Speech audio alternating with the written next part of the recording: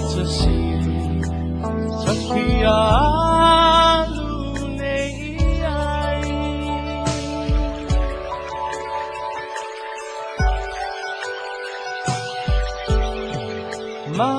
Matuai seya lamaya sa ile tama o safau ya pia ile taulanga ane sa iliane ipaitele ai ale ai Wote a esema ele Amu ile lupe fayona afau Ai ana oa Olele atu mato esau Yo uasia le atu fiti mahonai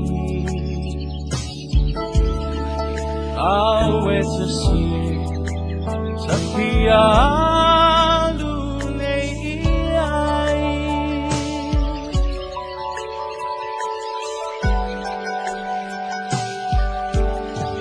Ewi na mawa lo no ile mai ele obai oli mai so agapeya ile tatalo so atasi ele le onama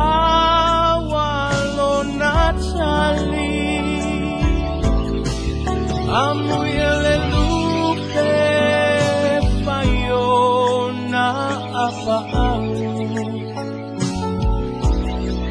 Ai ana oau Ulele atu mato esau Se yo uasia le atu fiti mahafai Awe te sie Tafia lune iai Taraflava o David Tua le nei Olo e whaafonga mai pei le Radio Samoa Tasi lima i watolu a mo Samoa i manuia lau whaafonga ma lau whaasausaunga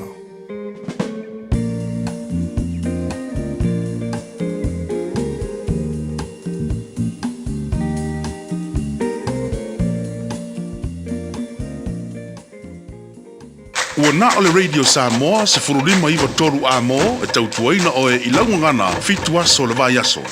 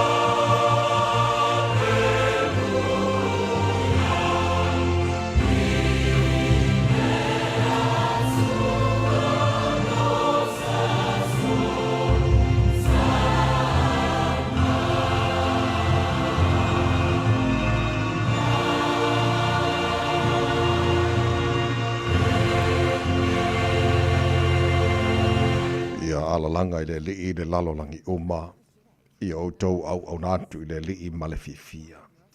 O mai o outou i ona luma ma le alanga fiafia.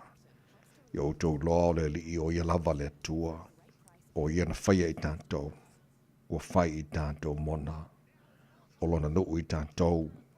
O le lafu mamoe. Ua ia whangaina. Mua me uma nei Taeao lo mātu atua. Mātu whape atu. Ia vi ia lo swafa e whaavavau.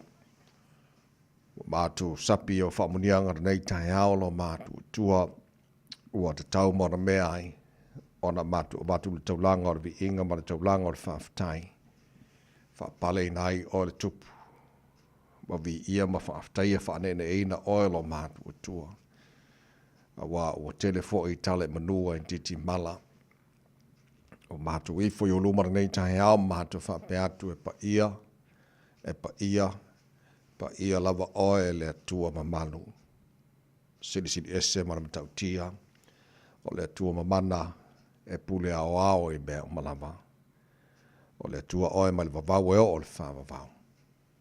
Le atua oe ma li ei manao i mere lei umalava. O le alefa oe ma le umeka o le amatanga ma le ngata anga o le mua ma le muli. O le atua la eile vi ingo le Malu. O le atua e pulipuru le matanga o fie.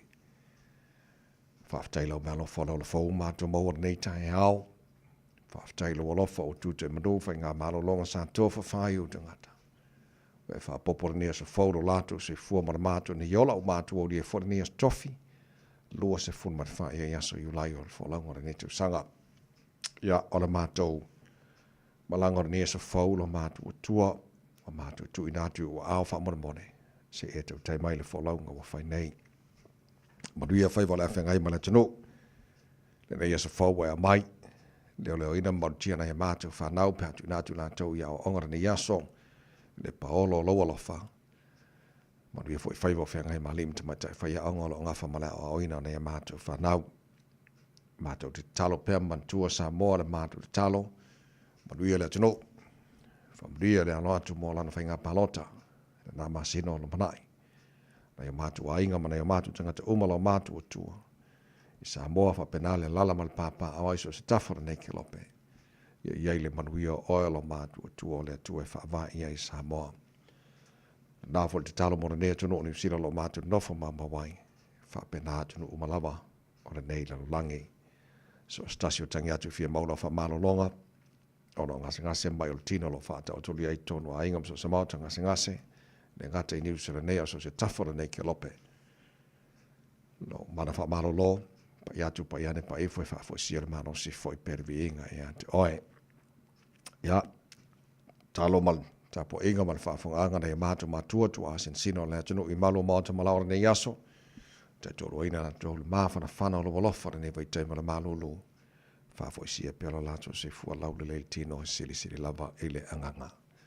O mea umala whan mātu whaira ni asa fau e mailo mātu o tua, mātu whaia lava, ina ia fo iatu rubi inga ia te oe tamā, wha manuia mai, e le tautua rebe Samoa ni aso a toa ua mātu wole mātu wala au i nei mea malawa, e ala le swafa manu malo Yesu ke risolo mātu ri mora mātu wha aola. Amen.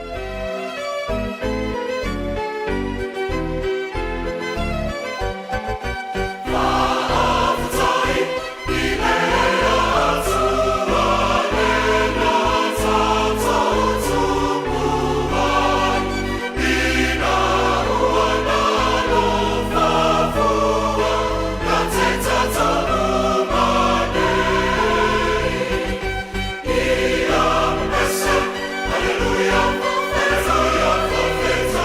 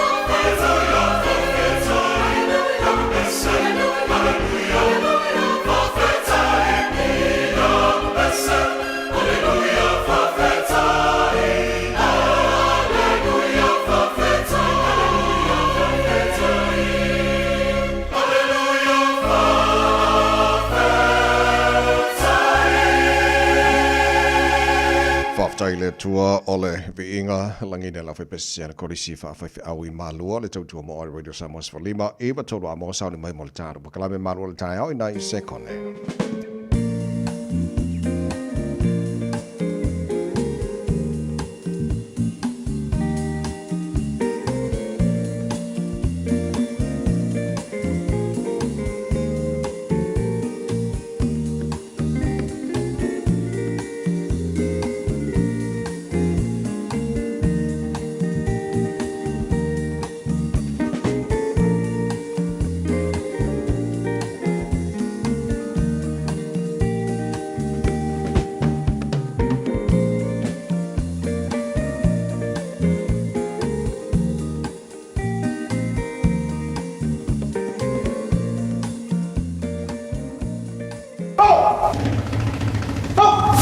Radio Samoa, tasilima iwa tonu amo.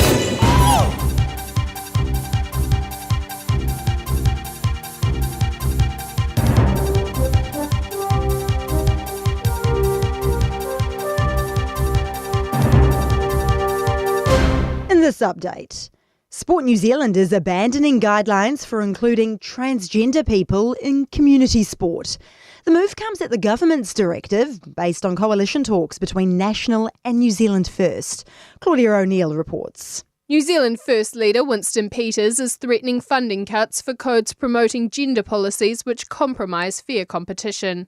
The principles published in 2022 said trans people could take part in sports in the gender they identify with. Sport NZ Chief Executive Raylene Castle says these have been removed from its website. A person has been critically injured and another's been arrested in Christchurch after an incident in Parklands last night. Police say there's no wider risk to the community. Countries will be able to sue each other over their contribution to climate change under a landmark new ruling from a top UN court. The case was taken to the International Court of Justice by a group of Pacific Island law students. A youth housing advocate says the government isn't doing nearly enough to tackle homelessness. The June Homelessness Insights suggests 600 of the 5,000 people without shelter in 2023 were under 15 years old.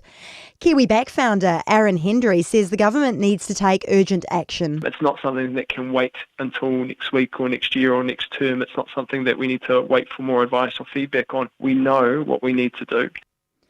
And a divisive issue is on the Auckland Council agenda today, with the upcoming local election looming large. Waitemata and Golf Councillor Mike Lee is raising 2 notices of motion at the Policy and Planning Committee meeting, trying to ban private helipads in residential areas of the city. Lee unsuccessfully attempted this ban last year, but feels more confident this time. With the election coming up, I'm hoping that they'll be more amenable to the arguments not only of myself, but also, more importantly, their own people, their own constituents. That's news. To sport, and a late crash due to wet weather and slick roads has marred the finish to the 160-kilometre flat stage 17 on cycling's Tour de France. Jonathan Milan won his second stage and continues to wear the top sprinter's green jersey. Meanwhile, in yellow, race leader Tadej Pogacar has maintained his 4-minute and 15-second advantage over Jonas Vingegaard. Wimbledon tennis champion Jannik Sinner has reappointed his former fitness coach Umberto Ferreira. The pair parted ways after an investigation into Sinner's positive tests for the banned drug Cholestebol, which earned a 3-month stand down. Ferreira allegedly gave a physiotherapist the substance, which was applied to a cut on his hand before working on Sinner. That's sport. I'm Diana Vezic. Ua na ole Radio Samoa se furulima iwa toru amo e tautuaina o e ilaungangana fitu aso le vai aso. O te whaatalofa mau whaawhelo o te whaatulima fo'i le tele lava ma le whaalo alo Samoa tino pele le pai amara malo lau whaafonga hangara nei taia whau malo lava se fua manuia. Ia whaamalo fo'i le tino ia le wholau tātu aviere bi inga ma le whaaftai le langi.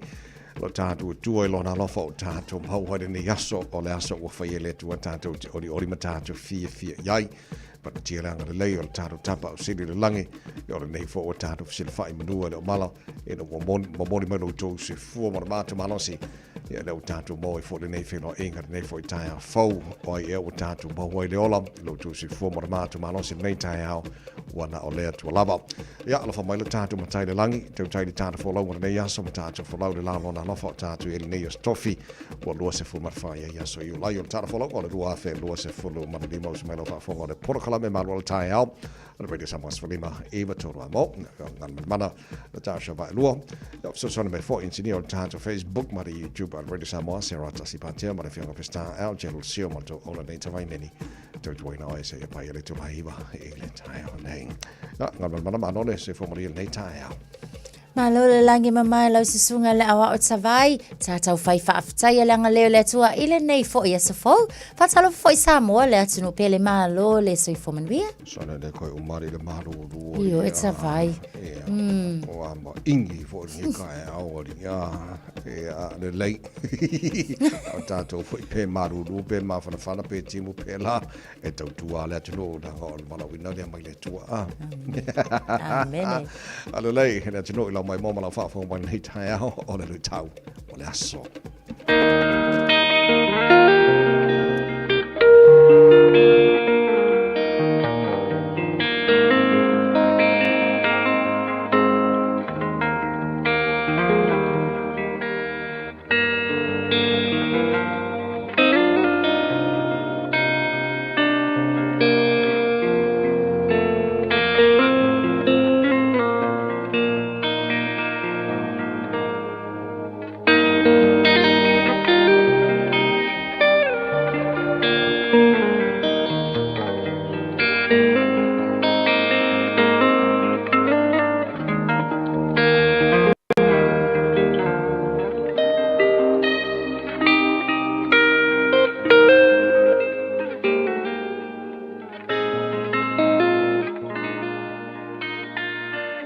Tau mo le aso. Tau whaatau vaaina I luma o le atua. Be humble before God. Ia kopo o lona mata upu e wha, o le foi upu e se fulu. I nā wha maulalo ia I luma o le alii. O nā wha maualunga ina lea o outou e ia.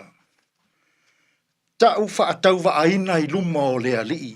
Be humble before God. O Iakopo le uso Yesu. O le tangata lea na tusia le tusia Iakopo. O se tasi le nei o tusi na vave o na tusia.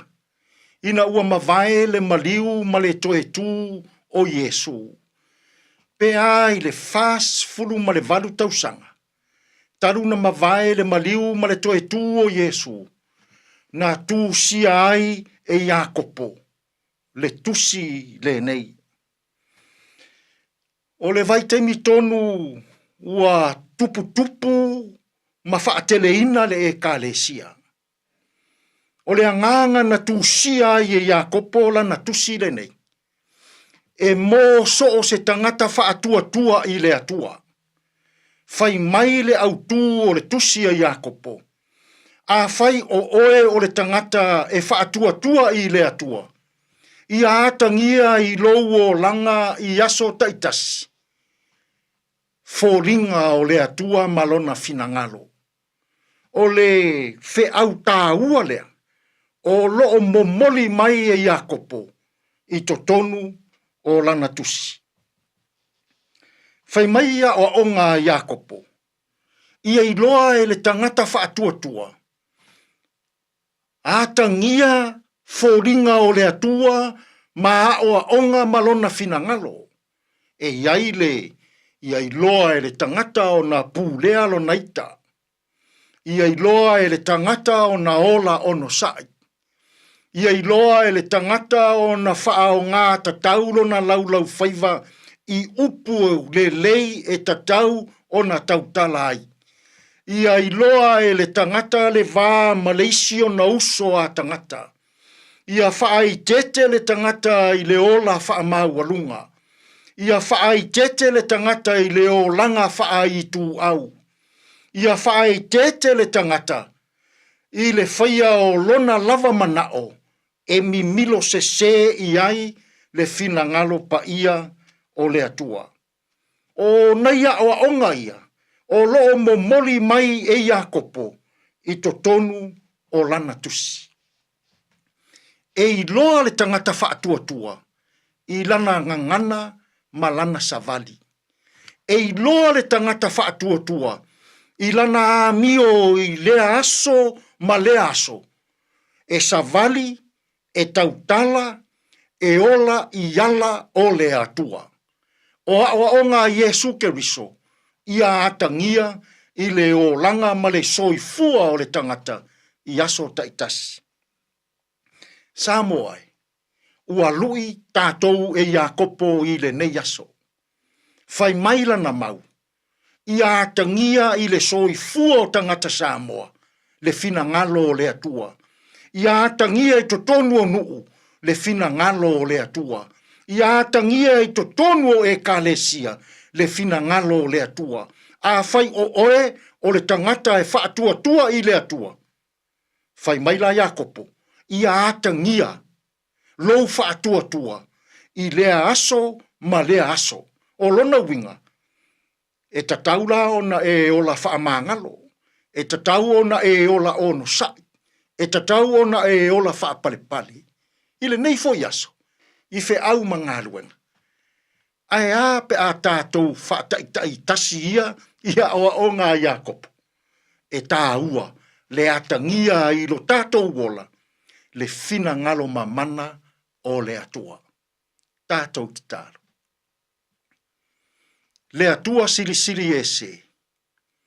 Waala usu fo'i lo watunuu mau tangata i fe au mangaluenga o le ne yaso. Turi loa ina i lo walofa ma lo wanga le lei. Lilingi mai au wha manuianga i le ofisa wha asala lau nei, i le leiti o male televise. Ia alu male mana ma ia o ngā, i le wha fofonga anga a lo watunuu. Lea tuai, a oa o maia i mātou, ia atangia i lo mātou wola i lea aso ma lea aso, lou fina ngalo pa ia, lou fina ngalo mamana, e manu ia aia mātou fe au, ma mātou ngā luenga. Tātou ia malau fio i le ne yaso i fe au ma ngā luenga, e tonu malele iai mea uma. Lou lava suafa Yesu lo mātou alii male whaola, ua mātou tatalo atua i nei. Amene.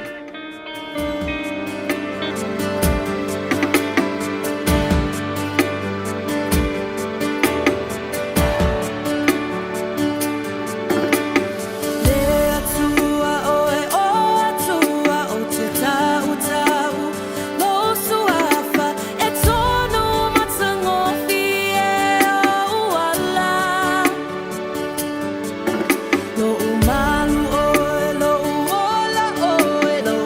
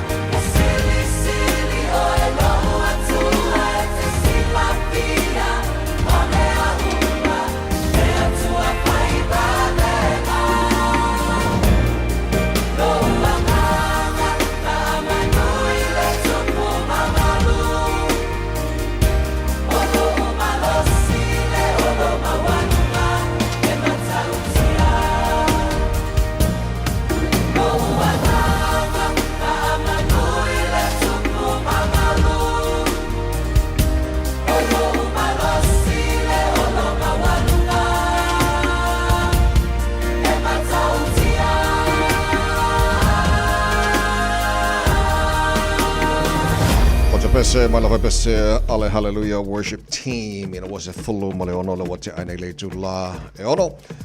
Tomorrow the summers for lima eva tolu mo ya na minuto na fa pa o fo lo tara musika le Taeao e fa fi oi. Ya ma fa si vai oi te aina malili. Ya fa ma se fo le tano le usi tu manga wenga o nei fo Taeao fo to kwata ile fitu ile Taeao nei o ngalo ya te oi fa avono mo so taimi. Ja, mona fata fitu nei vai aso le tara proclame a reto o le ola te pena mai le songa pasta la fa le copa vai fo nam tato Malu Taeao fa nganga. Ja, mona nei fo stofi today in history tato va vai pone mena tupula se so fa you like ile tele to sanga ba mai o le taina ile fitu le Taeao nei fa po telefone ngal protania pa tan fitu ja tara po po na nei Taeao tato li potia mata mai longa la wala nei Taeao Talo fai ab ta vale le nei fo i Taeao tato wanga ia tu lunga le awala o le o mai tau atu so longa le lei fo i le awala le nei Taeao o lo o mai tau atu fo i ele hai se fa lave tau ta avale tele ina feo lolo mai fo i ia mama fo i le traffic i le tele o vaenga o la tato wala tele ab ta vale ia tau tua na le fo tua amata Taeao le saunga le mu la tau fo i le na wa mana vanga luenga malo fa malo losi ia manu ia fo i le toyanga ia tu mauta malawa Malu le Taeao le radio Samoa no is full fit to minute se ai le tulai o no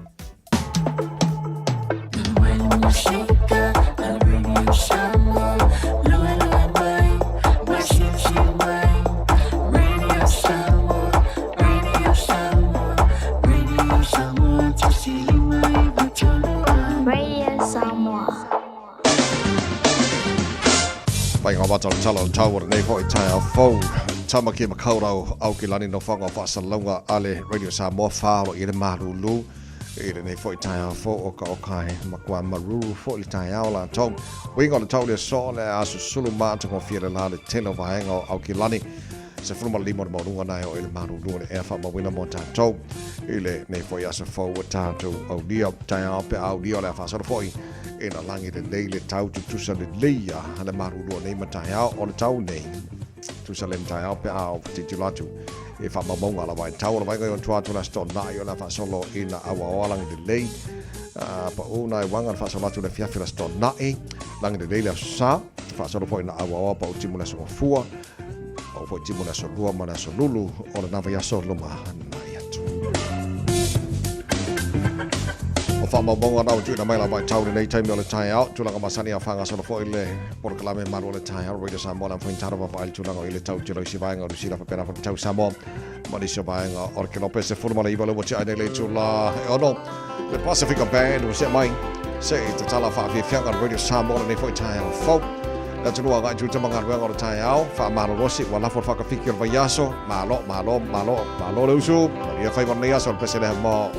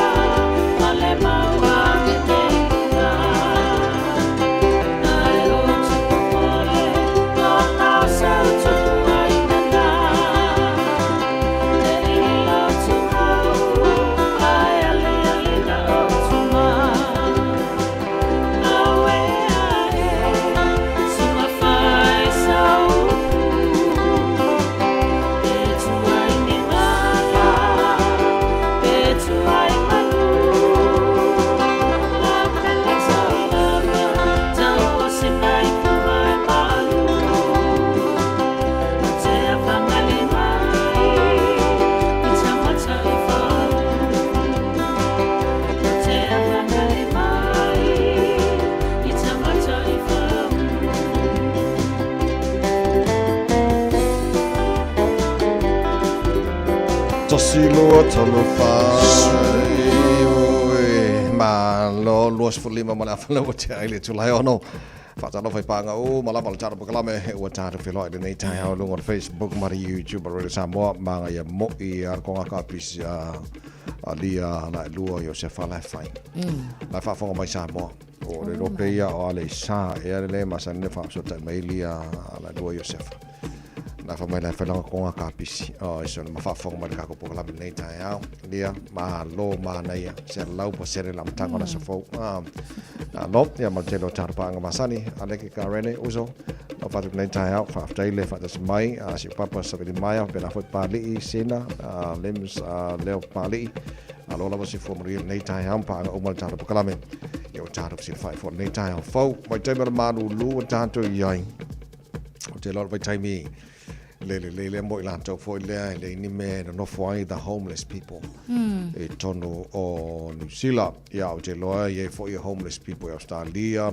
o America fo la ko no mo to te lo tangata le men no foi a mo New Zealand ya vai chen fang ta te le ya mo la to ona le Malu lu so ti la to ngon mana fo nga mai anu no ar fai no mer la to fo le ni men no foi po homeless people tono ne to for I le census po le tu singa ro le fa tanu ina le tau sanga lu afe ma le lusu tolu pe ma le lima afe tangata na maua ele ai ni me fo I no fai le ai ni fale no fai mai ai u lai tau sanga le nei o le mai tau tu si ti alva fo le na fo numero I le tolu pasene o no winga lo fa tu puli alva fo ia le tulanga o lo ai nei le ai o nisi e no fo le fale but o le tulanga la fa inga ta ai fo ile nei lava fo I nei fa mau ngalo mai tawa tu pe male e over tu le 2.5% o tangata fo I o tangata matua ono su 5 tau sanga anga I lunga o lona winga elena o le autala vo elena o la tau fo I e fe o lolo le matutua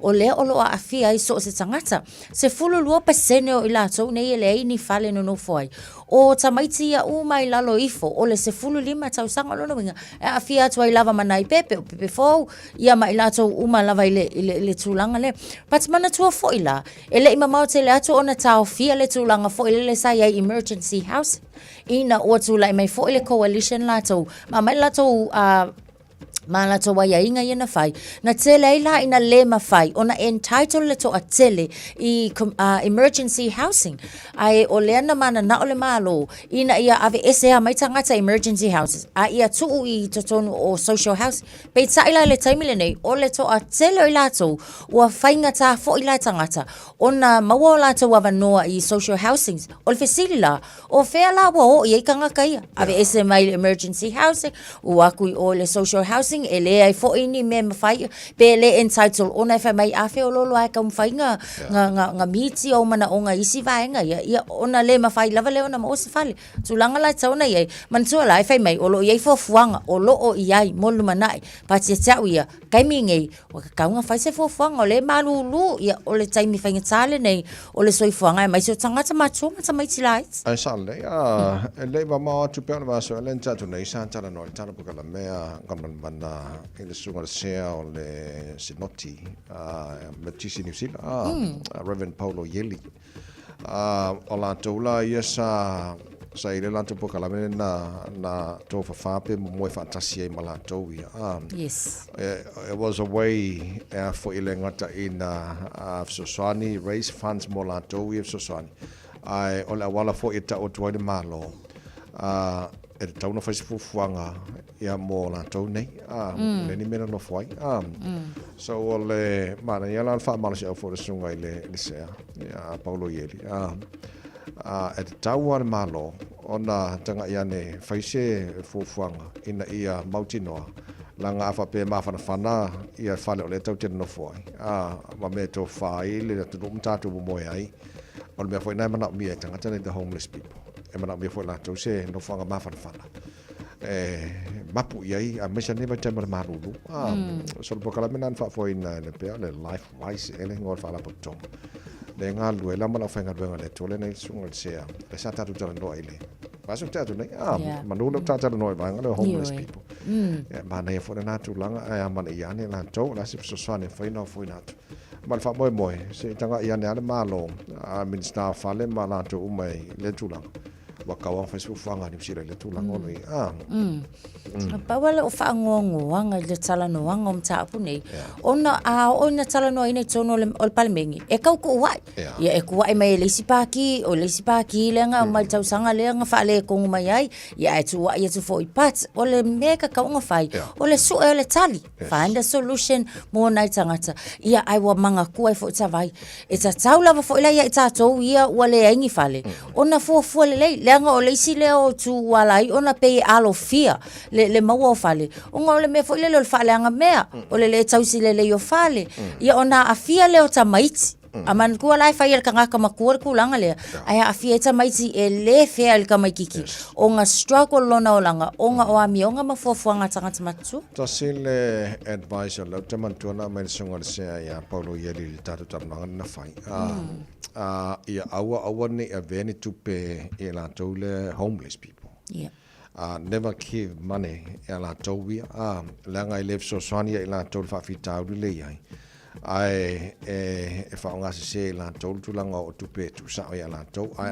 ave fa la tonga ia ona te penale fa la tonga nei o wala ma vainga so soani mo ela to o le mesila nan ta wole bo of so soani so man if we no tata no homeless people all up to inga na mai never give money ela towia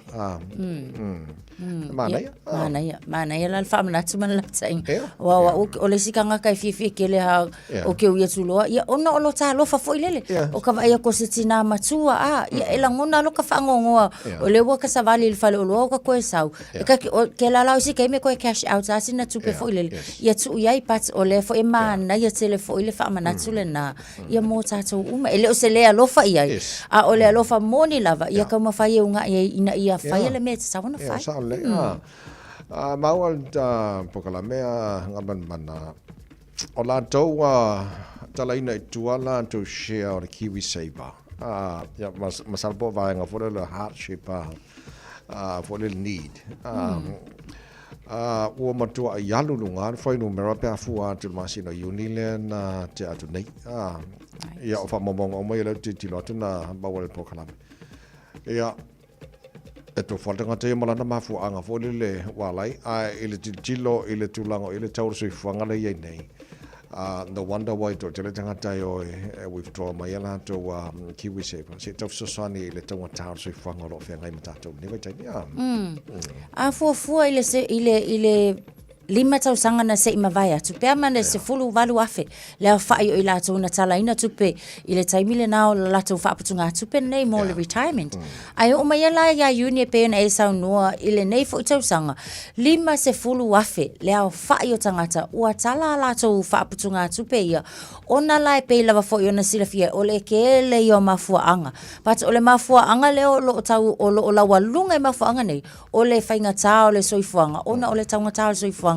o lo ia nei mana tola ia o le ia ta taula va fo ia tangata ia e ia la na fa aputunga tupe ai na paula va fo ile le ona mana tua e ia la ia entitlements fo ia ale malo le ma sangi nga mawa wa le sa afeka la tai milal nei o le wa afa mo tato mai e fa ia tato fa aputunga tupe ia afa apela o le akala ia o lona winga wa misi e fo ia tato le na fa o poponga e ma fa ia na fa o popo i tonu o tato sa fanga nei e fa ia ai e tu lava le malo la tunu o le fa tau lava ia ma le fuafuanga tonu ia e le tangata lava ia tu sain fa mamongo lo mawal tatu ofisa ngomad mana o le average for a withdraw al tangata to tasi e se vai ngor vadwa fe vapsela ia o foi la malau titilo e sili atu le tala le tangata o lana share le awa o lan tupena na invest even though wale talaina ile time o la fa mo town talai e but ia la aso nga ku war nga kaimi o le o kelele le mana mi nei time fa to fo so le leila le tala mai o le share lai tono kiwi saver o la wa tupe ia ngai lo le alu fa le loan po si me fo le ia e mango mai fo le loan ia le kupe kurui fo ye lungo loan le ko ki ngai tong mana ia ia nga pa wal mo ke le fisida ba nga le e mo for fa como ngor fo mo mo ri fi fa kupe E tā ua, e sa o le lea sa unanga mole situation fo ilele. Ua makua whainga kā, ua umanga alu le MST, ua umanga alu aku ile isi vaenga e le mawhai lava o na mawasif sosoangi. But ia te au fo ia, o la ua ia tu alalo. Aua le avea le kiwi saving, ma vaenga fo ia pe o le maua o le ai ka lafu ka mo o e mana o mai. Ai te sau fo ia na fua le lei, ia le spend la ko ia matulanga uma. Ina ia awainga ia kau whaapukupuku, ia kele ai fo isinga ka kau whaapukunga le na wal taimile nei. O to telo i lato ia whaatau o lato fale. Na paule o le to manga o leo lo soani fo i tupe whaatau ino fale. Ia a whaapela wala a kako luk tilo fo ilele ia i o se mea ia a kele mele ai ka lafu ka mo e aku i ko anga pe ai ka lafu alua ko e kala mai kiwi saving. Ia o anga lesi kai ia ka mo e aku aka mai kiwi saving. O te lo ta wal whaatau ino fale le leila to le whaanga lato kiwi saving fo le a whai deposit o lato fale which also quite mele le yalna. You know, I like keep investing the money for my lesi investment le ngai.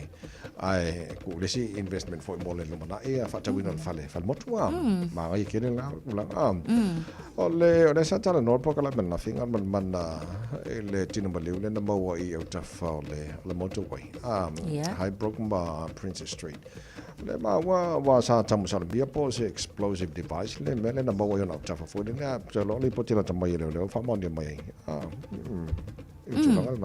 Olo le ana wha amaunia e sa o tūlanga na ia olo o iai lava fo'i ia afianga e mawhai lava fo'i ia o na wha umati ai se soifua ia mawha leanga ina e fo'i le na fo'i vaenga paula le tūla le whaafitai ei ona o le fuafuanga a malo le na fo'i aso na tāpuni a umaila le awala awa anga whaapea e o ako o lai active ia ngei devices olo na winga tūlanga wha le tonu tele ma tūlanga whainga tae o no ho o iai ia nisi sa wia le vaenga fo yo le tunu uile na fo ia sona na tulai mai ai o le lava wo fa amaunia mai ioe ia o tulanga na sa ia o lai lava sa mautino o nei me na maua a ia e pe o vaenga e ono fa tama ia ma ono lama tia ile soifua o tangata lau tele fa aftai o la fo ua uma ona ave esea ia ma fa ale au nga ina ia awene tulai mai se si fa fitau to lo se follow male lo mino tolo talo le tula e vitolo fa fo le por kala ma do le ta already someone's for me total mo fa wo fa fianga Taeao e whakasa loi mata apa ula ya malo fa tai de tino nei Taeao fo tatu sanga duel pon maru malo are on sa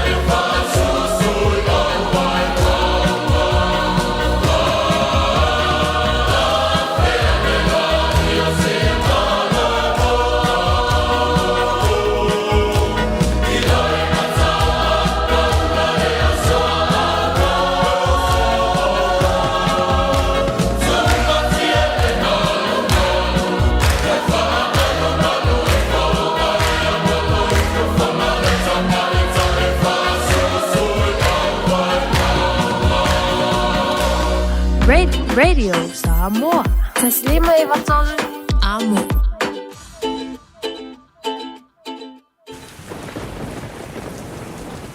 E te le mai loa le taimi o sai se longa. O e sauni. Aua e te whaatali se te tele ti munga. Ave ese o te ota mai tali vai o lo mauta. Wha maule le ilalo mea tō tino e ono wha aleanga ina. Whai le leito fuafuanga malo ainga. Mo le taimi o a wha malo longa. Oni nei minute lava e te pena ai i le taimi le nei. E au ngā mo le taimi e tupu ai le wha lavi. Wha mua le saunga le mua o e malo ainga. A wā wha lavi wha le natura. Tanga i ane le aucklandemergency.govt.nz/floods. Mo nisi whamtalanga. Being up to date with our COVID vaccinations is a way to take care of ourselves, our elders and loved ones. COVID is spread between people, which can affect us all in different ways, some more than others. To protect yourself from serious illness, a COVID jab is recommended for all people aged 50 years and over. It's free and can be given 6 months after receiving your last COVID vaccine or testing positive. To book or find out more, contact your doctor or chemist or visit bookmyvaccine.nz. Oceania Career Academy, Saudi! Kakohoi, kaule kaua! Hei ama whai! Wāse lumagai maguia! A whaia sa ili se la asanga fau moe, a waloe te no whai. O le OCA e au tauina ai o e imtata e sese. Maua se fau fale, vali fale, palasa, male soifua maloloina. O le nei avanoa e anga wa ai tangata no whamau masiti seni New Zealand o loo halala i au kilani. Le sitala nei loa i le OCA, i le go.oca.nz/apply, po le vili mai i le o varselau ono lua lua valo fitutasi. O varselau ono lua lua valo fitutasi. Sole, eva mali pese, malo le whafonga Samoa, malo fo ile eva ile musika, Radio Samoa #1 New Zealand akoa, Simpson,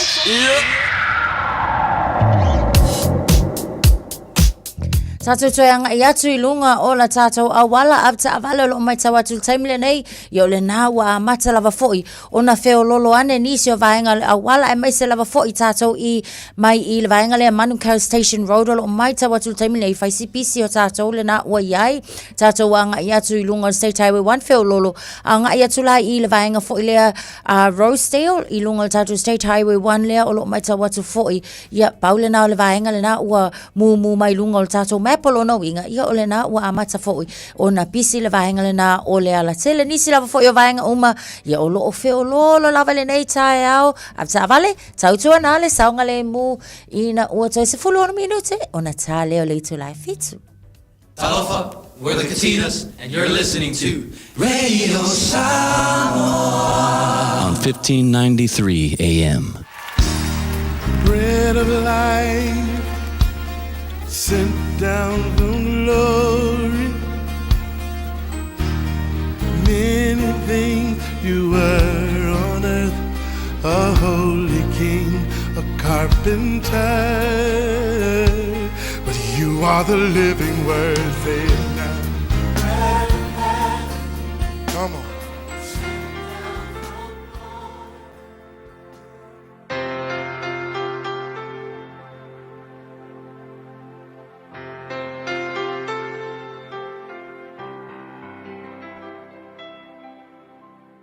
O te whawhiroa il tātua tino mai tātua polkalame o le arekto leola ia il whai unga fo il nei vai asu. I le Isaiah ful tolu whai upes ful valu whapea aua tuk te manatua mea na mua mua aua fo i le mawhauwhau I mea na mua. Forget the former things, do not dwell on the past. Mai, aua le ngofwai I le mea se o le tuanai. Au le upula mo o I le asol nei e whapea ia o oina oe mai le mea se ma ea ngai I luma. You know so fuanga le nei e tumu so fuanga le nei mea se ma mea leanga. O le mafuanga ona o le lalolangi le nei e tumu I tangata ua already leanga. Tangata nga ola mai a wa leanga umata tau o le mafuanga tonu lea na maliu a Yesu e mafua mai wa leanga umatangata le lalolangi wa fe magala kuspaia le Roma tolu fe upeluas fultolu awa ua ngasala tangata umalava ma ua le o I le vi inga mai le tua. Nono wingala, o tangata uma ua leanga, ma ua le o I le standard a mga o le tua e o ia ile le yo tangata ma fo mai tatou o tangata anga sala so a se la mai fa le ton o le fa ilonga le e mongia wa le anga tatou uma a ke rola a fo tuanga le a se mai fa le ton I me se o ka ko tangata le anga o le ava no le nga e awa oina i tatou se melelei maka ku ngā lala i le tu Efesos angi mai a te tatou awa o tatou tangata anga sala e ia le upu ilonga lava whapea o le whale a o ngā sili le soifuanga le nei o le kama le o se awa a ele se e ke le iloa le si mea ka ua ma le mea sao e te anga iai so le kila mo oi a se wha mawalalo ma e a oina se le sona ma ngā iluma fautuanga foi na fai le sia fa na unga ke ua vevesi ma a ka we misa yo mai ile fale fa manga loai ia ma fai e upino kanga ka uma se e le fai nga mo se file mu pe ka ko fa ma singo ai e lo ka ko uma se tatu uma leanga ale me fai a o inga mai se me se ma nga iruma a o inga le songa ma se ma nga iruma so le upula mo oi ile aso le nei a e mo mia le ala fou ma le wha mangalonga le tua pangi me fou whaia le tua I logo langa pe se me mua e mit o oe o le tangata se ia e ioina ua se me longa lua wha maua lalo e ke wha maua lalo I le tua I le me se ua e whaia I le o langa nei ma e wha maua lalo I le tangata ua whainga o ngo le me se na e whaia me lono tolu ia e awa oina se le songa le lei mai le messe ma le memulmuli move forward a ngai iluma a fai wa se a o inga le songa ku ilunga a ngai iluma o le olanga na there is life o le olanga le ai seisi a kokoa ka ko ke se uma ai tatu te o ina le sona le lei mai ka ko se matatu wa ngai iluma fa pena fo ia te o fai au ke le messe sa o ui mai ai na o ina ya ma o le ngofo pe wa ngofo ai ma le nga ai na o ina ku ilunga a nga iluma ke move forward fa kasi ma le Efesos ani ale tua so le upu mo o le asul nei au le no fai pe ase o le olanga le nei e pu utele tu ilunga a nga iluma life is too short get up move forward ai awange engofo le tua ma tu loe pu ule olanga nei a maku se e ngofo umi ai ne ai se wingo matu bolang ai matu te se matu o ina le se ma nga iluma ai le umalo matu tai mi le olanga nei fi ia o Yesu amen.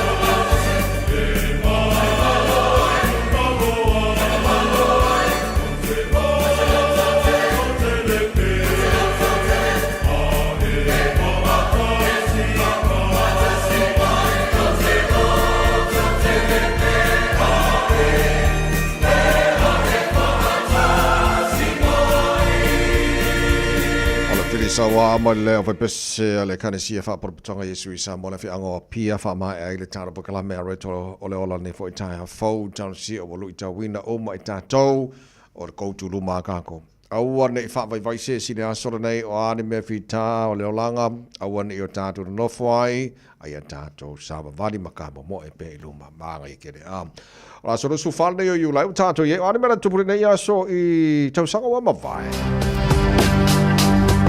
tausanga le nei o le I le aso le nei le tausanga te siva fitu wha na whaalawi loa ai e le Town Records ia se tasi fo your album a le alii o Stevie Wonder lea sa tau la mua ai fo I pe longlongo ai se tasi o ana pe senga sa ta ua o le Boogie On Reggae Woman I le tausanga te siva I valu se tasi o atati whanga matango fie Saving Private Ryan na wha pe nao na whaalawi loa ai te tonu fo o Amerika tausanga te si a lua afe male se fulu male iwa ia na whaalawi loa ina ai le to telo scientisi I se suenga o le iwa sfulu iwa pasene o le whaaleanga ina o le eosone ia watua ia ai le tangata soifua ma o nisilana o mea na te supule nei aso I tausanga o mawai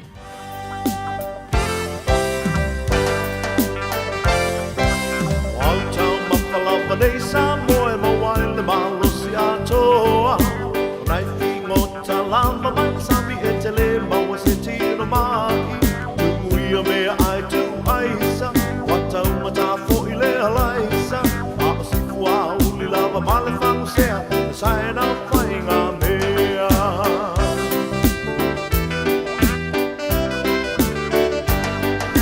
Loli fufunga limu fua ua umalale o ta whaisua Alili ali ao alo alo pui kui a o afo ina sapa sui O nai kumange o funga o male whangu sea Saena whainga mea Funge mai le umu o le songa I miti wanga lolo mai fungi male miti O vela mai fungi o le saka lisi lo o matua mana I tamaiti Stoia ina o anofo mai I luma O nai a lili fui manai fuma funga A o luma o I lava o le whangu sea Saena whainga mea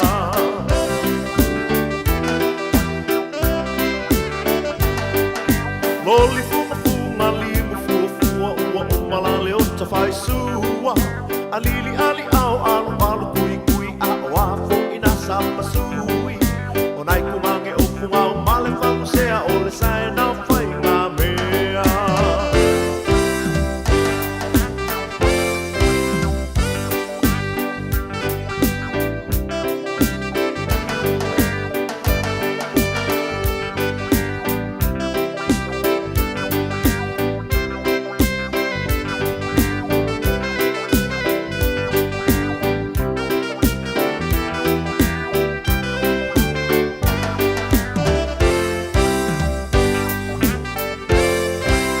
Ole e ale tau le soifuanga le whaatau au tau maha O mea ainga o e mawai le puta e mai se le toto mawalunga O ia mawhingo tamai le sami Wauli fo I masipa au sami O tau mawai e le mawai se mai O whai mawai sua le au a whakasi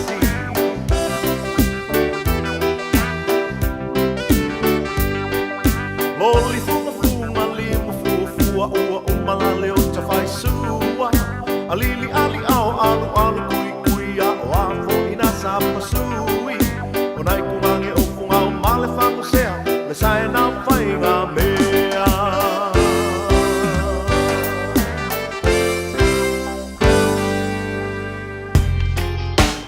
Radio Samoa Tasilima I batolu Amo Radio Samoa. Tasilima I tu. Amo.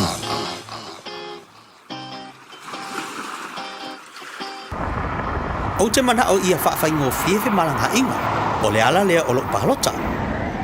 O te mana o e saunga le mu lo ua inga I lo mātou pitunu, o le ala lea o lo pahalota. O te mana o I se si o manga le lei, o le ala lea o lo pahalota. Ma to te mana nao ia yaise leo o le mātou pitunu, o le ala leo o le mātou pahalota. O te mana o whaonga te taua o Reds I mea talawhia ngai. o le ala leo lo palota. E te mana oi ni mea sili ona le lei mo au kilani. Ia mautino e te palota le palota mo pitonu o au kilani. Mo nisi whamtalanga tanga iane i le voteauckland.co.nz. Nā pata inga lona lua mō mātua o pepe fau. I le taiminei o lo whaatupula ia i le talivivini i Aotearoa New Zealand. E silon pipisi mai mawhai o lama ti ai pepe fau whaatu a whananau mai. Ai mai se lama i le ono vai aso mua o le tu se ina ma le tina au la ititi tele mo le tui. O lea a whai o le tina po se tausitama caregiver o le whai o le tui pui pui o lau pepe mai le whooping cough i le taimi te tau o le awala sili le nae pui pui ai mai le pisia infection ma whaiti ai a fianga o le wha mai. O tui e leise te tongi mai whaia pe a ono vai aso le matua o le pepe fau o na tue whaia le tolu masina ma le 5 masina. Ia whaafso o tai lau fo mai masani e wha mau pe poka aso mo tui pui pui. A whai o misia le tui mua lau pepe o tui uma a wal popole ai tala noa e lau fo mai. Tātou pui pui a tātou oloa po taonga sile o na tāua. Tau tua nā le tui pui pui immunize. Tala noa e lau fo mai whaatua tuaina i se taimi vave. Talofa Samoa, o Ateshna Ryan, o le Licensed Immigration Advisor mo le Auckland South Immigration Consultants. E visosoani mo so se tu ai ngā visa e malanga mai New Zealand po Australia. Telefoni mai nei loa i le o valu o tasi o no valu wha fitulua. Po le olua tasi o no valu fitulua tolu o. Hey, hey!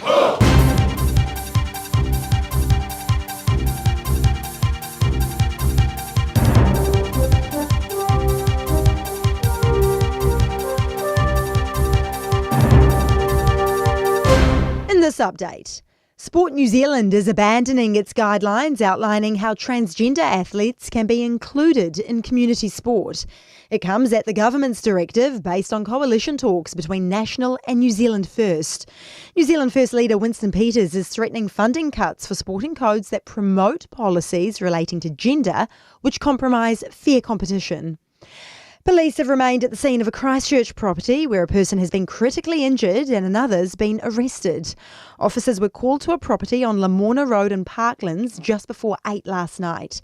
One person was taken into custody. Police say there's no wider risk to the community. The UN's top court says countries failing to tackle climate change could violate international law. The International Court of Justice says countries are obligated by various treaties to collaborate on reducing emissions. Judge Yuji Wasawa says rich industrialised countries have been responsible for the most emissions and they have to take the lead. He says ultimately everyone will have a part to play. Because uncoordinated individual efforts by states may not lead to a meaningful result. Police are describing efforts to convict Wellington woman Julia Deluni of murdering her elderly mother as challenging and difficult. Deluni was found guilty of murder at the High Court in Wellington yesterday. She was accused of bashing 79-year-old Helen Gregory in her Kandala home last year. Detective Senior Sergeant Tim Leach says everyone's been affected by the investigation and trial. I would like to specifically acknowledge the family and friends of Helen Gregory who have had to endure this terrible and tragic journey. Many of them have been in court every day over the past month and have sat through the most difficult and confronting evidence. And rents are falling for the first time in more than 15 years. New Catality analysis of MB data shows the national median rent dropped 0.3% in the year to May. Catality says that isn't a big drop, but it is the first drop at all since late 2009. That's news. To sport, and concerns from Tactics netball coach Donna Wilkins over uncertainty surrounding the ANZ Premiership's future. The domestic competition is confirmed to return in 2026, but without a broadcast deal as yet. Plans beyond next season are uncertain. Wilkins is keeping faith. I'm hoping that they're doing the work behind the scenes, and that's all we can trust that they are, to produce something for these players, because we need, and even the NNL, Mainland won that. We want to look after those athletes as well and nurture them through into this environment. And a late crash due to wet weather has marred the finish to the 160-kilometre flat stage 17 on cycling's Tour de France. Jonathan Milan won and continues to wear the top sprinter's green jersey. That's sport. I'm Diana Vezic. Ua na ole Radio Samoa se furulima iwa toru a mo e tautuaina o e ilaungangana fitua so le vai aso.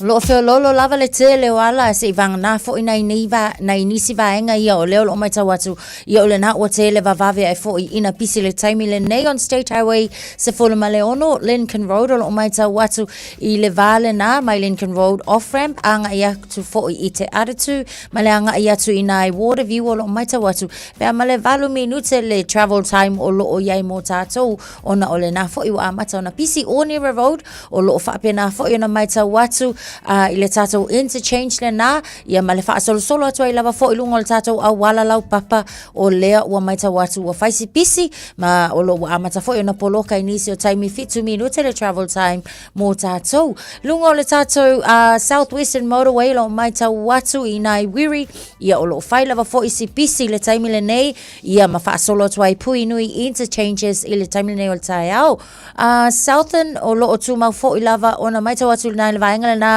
Central Motorway Junction to Kaipa Pass Road o lo o maita watu taimile le na ua mata ona pisi tato on State Highway 1 mana kau te papkura malanga yatu jewelry fa pena fo ile taimile nei ua iai le vaenga fo inga le alu matu tato am sa vale lona winga lava le ono sai ma ia saunga le mu pea lau sila I lunga o le ala tele Malu le Taeao Radio Samoa 5 minute te aile tu live fitu.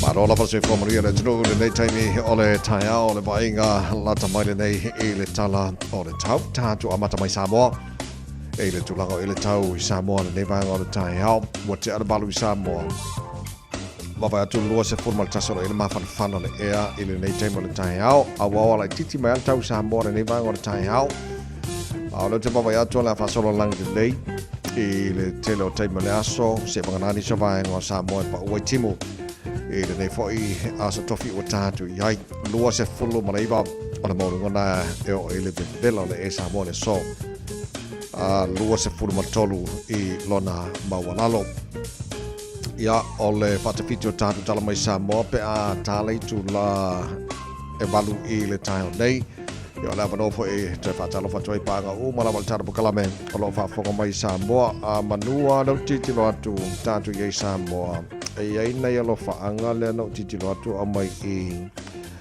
alo whaanga nei o mātua I fusi sawa whata whapesia au whanau mare to lua I solo e le whaanga loina se wainga pele I lau lii o lo whaanga mana I watu nei New Zealand o lo mafuta atu nei ngarwenga whawai teimi ti nei whare tuai ia la nau mori atu o lo whaanga mo uto umai nā I Samoa e mai sa nei mātua nei whanau foi ia nei ainga lo whafonga mai ia pēo nei iai a lo whātu ia mai sa nā tau leo ngā lua whawai teimi lo whaanga nā mea ti nei tina whare tuai ia mo le whafonga mai le tino ia whaatala whatu e whoto te lo paanga le tara pukalame e so se mahenga na tino pere Samoa lo tau mai mo whafonga mai ai I le nei whaitai a whau se mai le talo le tau tono New Zealand nei tātu amata mai I le motu I saute o lau te wawai atu mana ia langi le leo Blenheim sifurona marunga na Malu o le alangi le leifo le tau Alexandra sifutasi marunga na Malu Greymouth o le alangi le leifo le tau Invergard ko le alangi le leifo le tau mo tau kai Cora langi le leifo le tau mo tau le so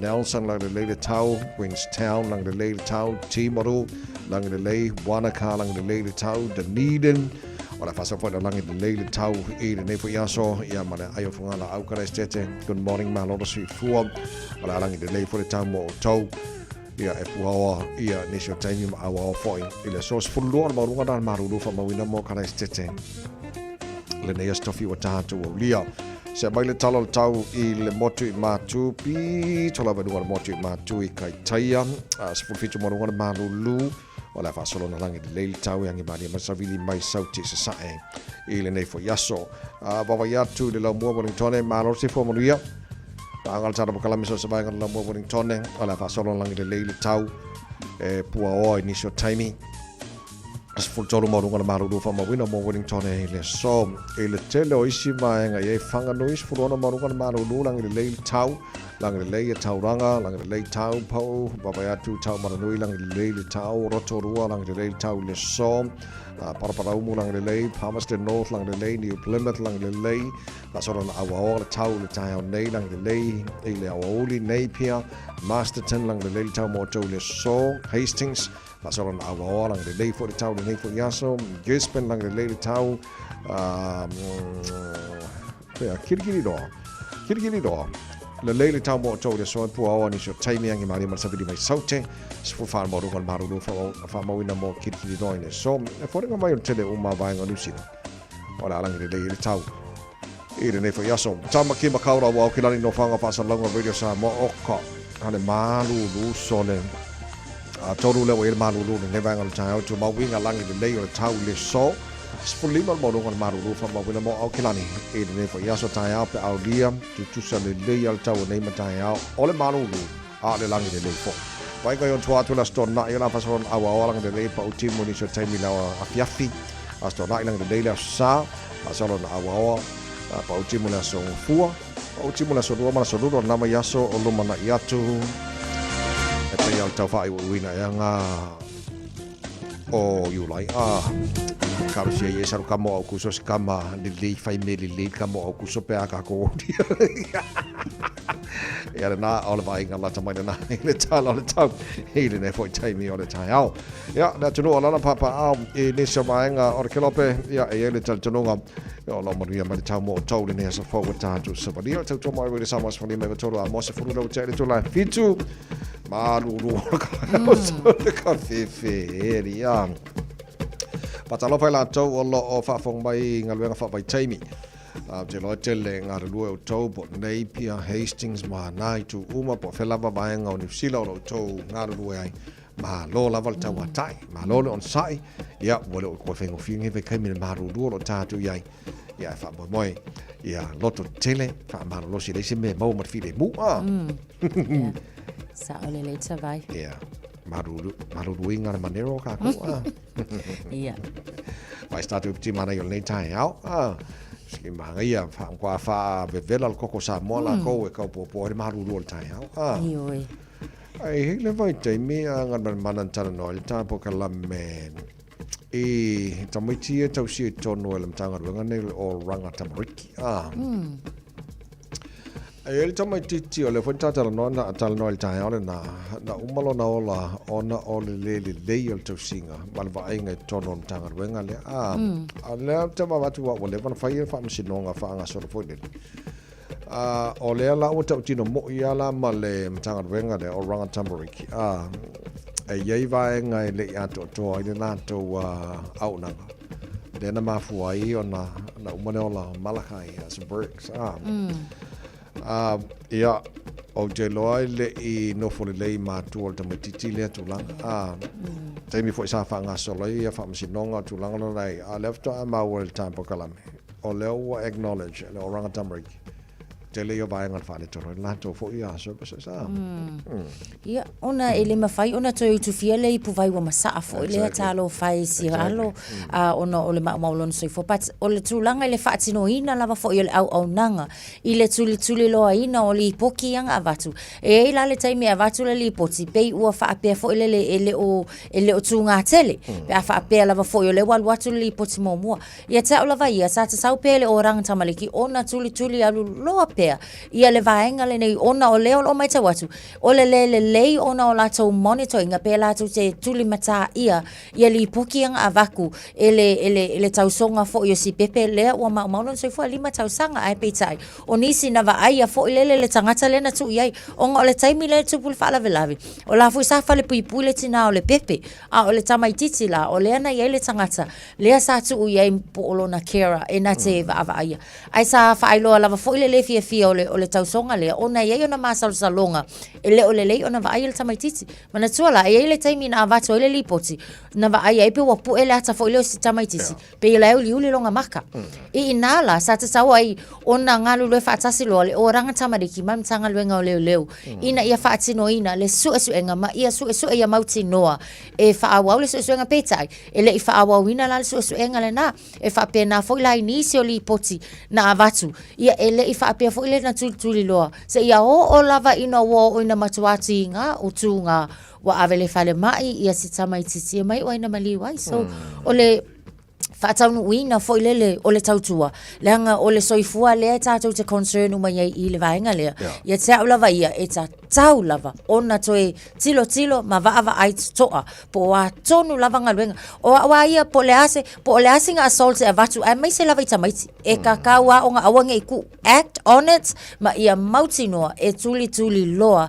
Ina ia mauti noa e saunga le mu le tamaititi. Ia, a sa le whamamonga ua tau leanga I nei le whainga malo lo I nei malamtanga ruenga o ranga tamariki ona o le fail malele anto tole lanto o nanga I whamamonga o le namau o le tāpa kalame I final months o le o Malakai Tele maenga na whai nei o ia horrific daily physical and psychological abuse il tangata lena tau sia tamaititi ole so ele ato toa le unanga fo le na so mo November no afelo tasina mon mawina I manu anga ia mo na ona la so full November on te sanga na Michaela Barable Lena Moriaina ia mo uma la si tamaiti le matausanga o te leo mauti no peto fieni so tamaiti tatou Samoa o lo tau si tono no whanga nei o Rangatamariki I tono New Zealand ai o la utala malelu tau fo mo tatou matu fo nea ngamana ele ai se no whanga sili on le lei mato toai le va ainga o mene whanau nei lo o ao malima o mene o matu na whanau mai ia tamaiti ele nei o langa a me lo tanto no na le nei fo le wa e ala na ave tamaiti tausi ele mtanga ruenga le ia no mole fa tu tuina ia le tausinga a matua na ola mai tamaiti le nei ola a mira la taitana ai fo le mamau so ole lu tau fo mo tanto and wake up calls mo tanto matua e makuai le ai maseno fuanga e siliato na malu pipu e ne whanau nei no awa matua whanau nei lau langi ia a tonu fo ia wa ai lava fo I taimi whale tonu ai matua pe fo I lao le tūlanga o loo iai ia le nei fo ia wai tātou te le mai lopo ha a fianga o le tina na lai ono o le whale pui ai pe o le tāua le o le whaafai lele whaatasi o halo manai whanau I te tonu a inga a o alu eila a o lai mauti noa po le a lava lalonga ia finga o mai avei oilanga wola le o langa ke whaatuatua ina wa e pe whapena le ata mai o le ana fina o le tausonga o le pepe ai finga wa ele kinga le ai o la okay ya we have ai si o wole la peitai o tātou lava e pei lava fo ina saunua le o tātou lava a inga o nei whanau ia e malu ai ma malu puipuia ia nei whanau ma o nge ima ima o se ola o se tamaititi talo whae ia ole I mean whamanatu de lei o tātou we take the positive out of the negative po e mawhaina o ina maile sona le lei mataua ini mea whane tonu tupu so talo whae I mātua o se tamaititi o nei a inga fo ia wa e do se taimi le leite e whanongo atu o lana tausi mai o e whanonga ko whane tonu mai le ia e whai mao o ngataua mo tātou o la le sona tāua le nai lau titila fo lele wa ai whale le nei tamaiti ia ma malu nei whanau tausinga tātou matua ole ai mai se le tausanga le tasianga ile lima tausanga ia peita ila mantua fo tavai mal fafonga o nisi nei o tamaiti o le ma tau te a o ina mata mo fai fai lele ole e vave ona o ya matou fai a onga le tulanga fo ile le loto nuti mo moia langa alu akul ka mai kiki masinga ma o sile ile a onga o kai makoa I mako fiki solo e va ai tala no ile matua ia ma fa au se ia o lava foi ina a fai a o ile mtanga luenga a onga lipoki a o leo e lipoti ai awane I pa a foi ia leulo le la au male fa le tonu o tātou lava I tonu lo to I fale fa mole se tautu anana ia lo manai whanau mahalo ia o nai vaenga nai le ua leo se tala pia foi lea mas tala le lei ia ai fai ma le sona tāua mo tātou le lei Taeao ba inga leo tamaiti ale lei e o malong fai kako supo o kako sua e lengi i le Taeao E solo Mali Proclame na Britannia, think a minute. Whanana Jerome Gray, Malo si fua, kia ora, good morning. Morning.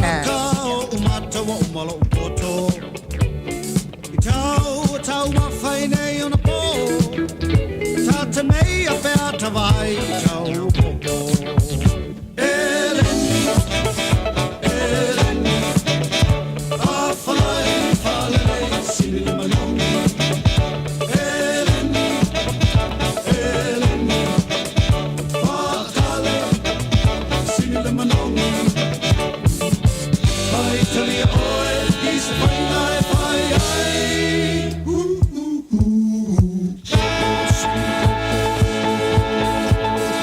Fai ai ai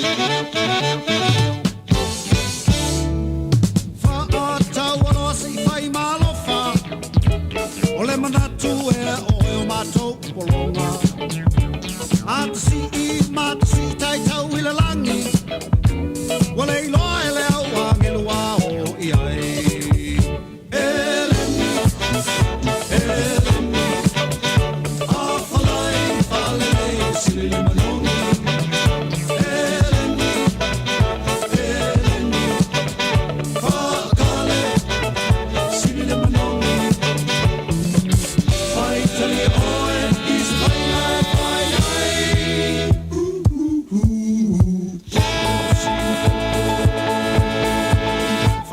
Ai ai Ori masi ma fa pe ma pua Ele ngata le tau ngata e Osaka Tau ma fai na le au ma fa We are tata pe tato si atingi apa Eleni Eleni A falai falai sili manongi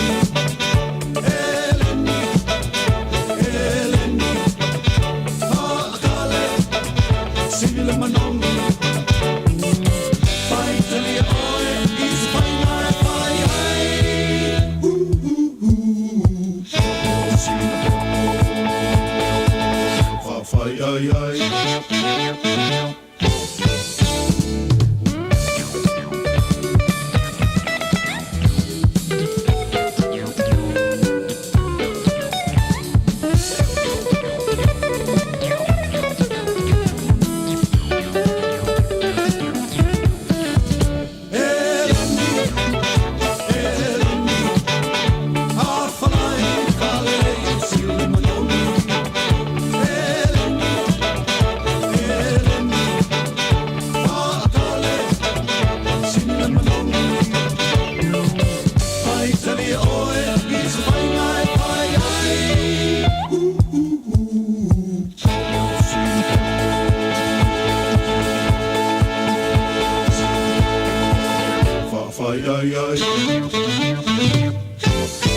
Falava o a lapi marina, mau belo li tio, I le radio Samoa tasi lima iwa tolu amo. Just think a minute. It could change everything.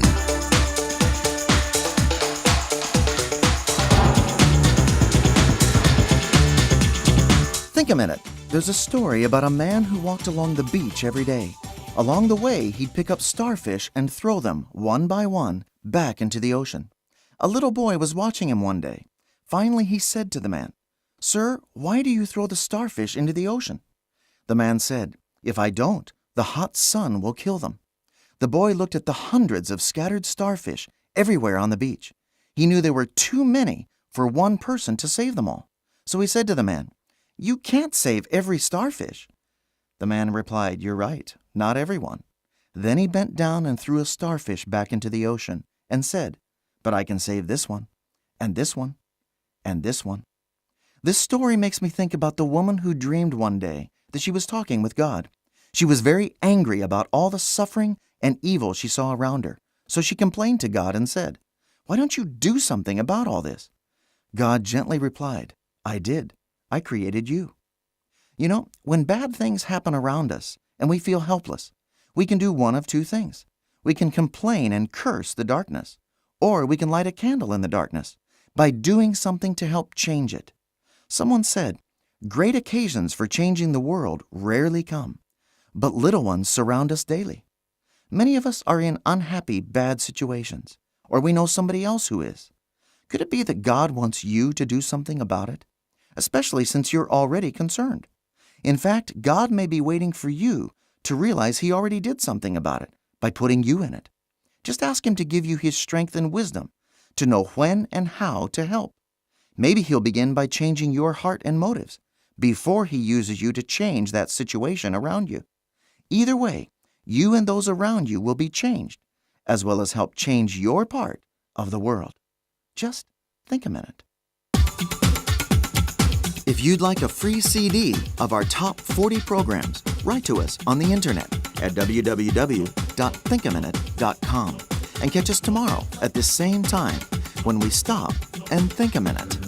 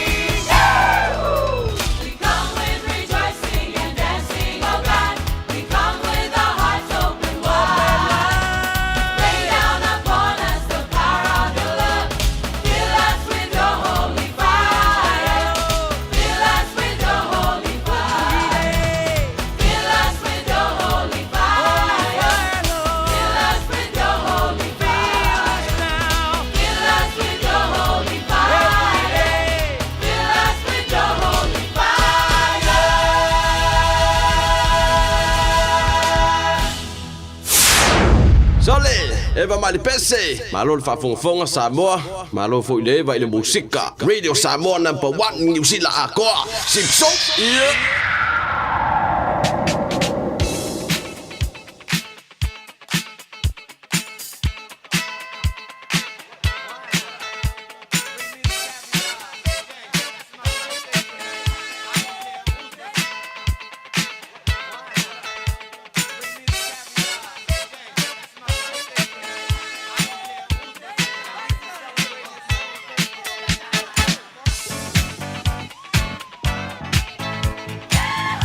Fatonu le July fitu family ngos fana wa radio Samoa mo stofi de nelos fu fa you lai wa matala le telefoni mo oe ama fa ne fa ngaina le telefoni na o matala le telefoni mo o de nei Taeao tolu fitu ta se lima iva tolu o bo na no ngol tanto emailing on air at radiosamoa.co.nz. Am fa ne fa ngaina le tanto Facebook ma YouTube ma radio Samoa ai wa mana ye tele na ta telefoni nei Taeao malo si fo Malo soi fuata vai. Morning, malo si fo Luisa.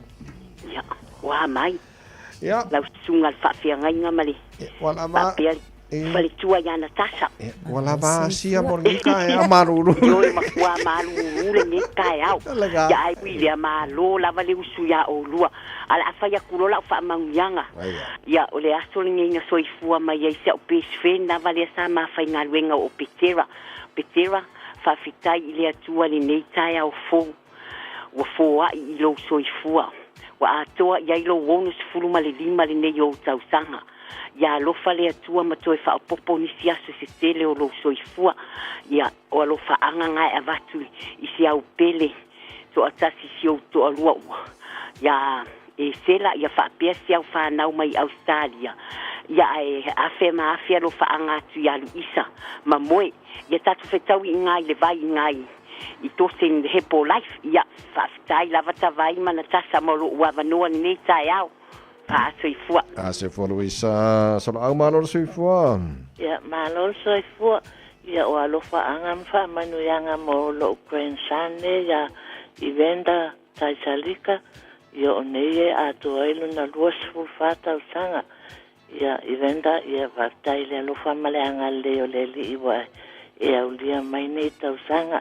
vatai lo na lo fa lo na anga le sa tausia mai e oe e ma en fanta fia ngai ma oe ia e aulia mai e nei yasu alo fa le atua fa pololo so fua ma wala wala malo lo ina malo se fia ngai e pe oe manga duenga ia alofa mai anko leo machion mali ma Christian mai Australia pa anga mai lo uso ia Teosaya Chesal ia Maraili ia mai selo to fine ia Priana solo au lo fato lo tina ia Anita mo oe ai si le ia lo fa anga lo nena le nunga telefoni solo au te salika ia fa taita vai mo le avanoa lo fato mo o lua to fa ia so i fua sene mano so i fua io malo so i fua la lei lo songa le dia o e me so ka sala ka tai lo fa ia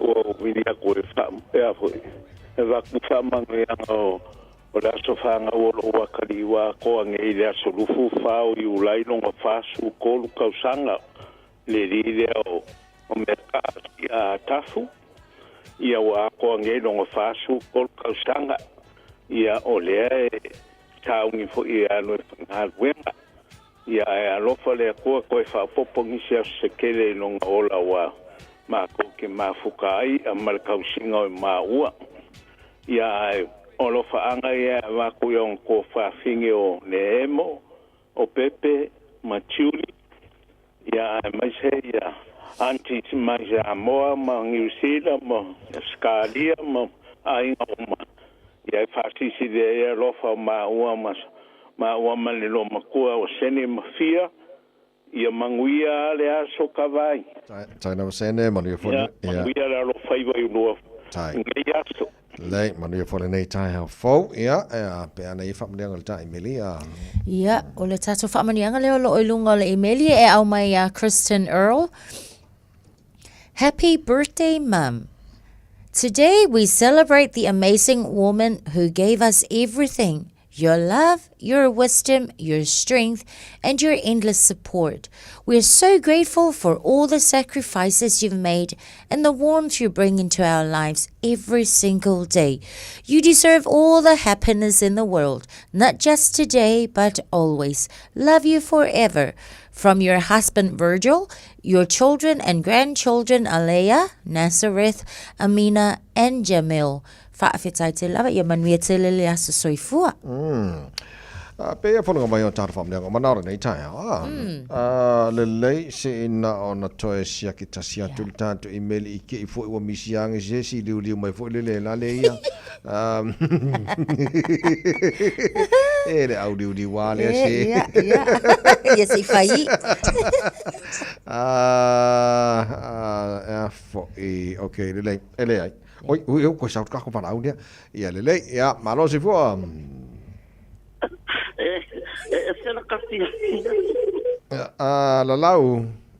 Lalau.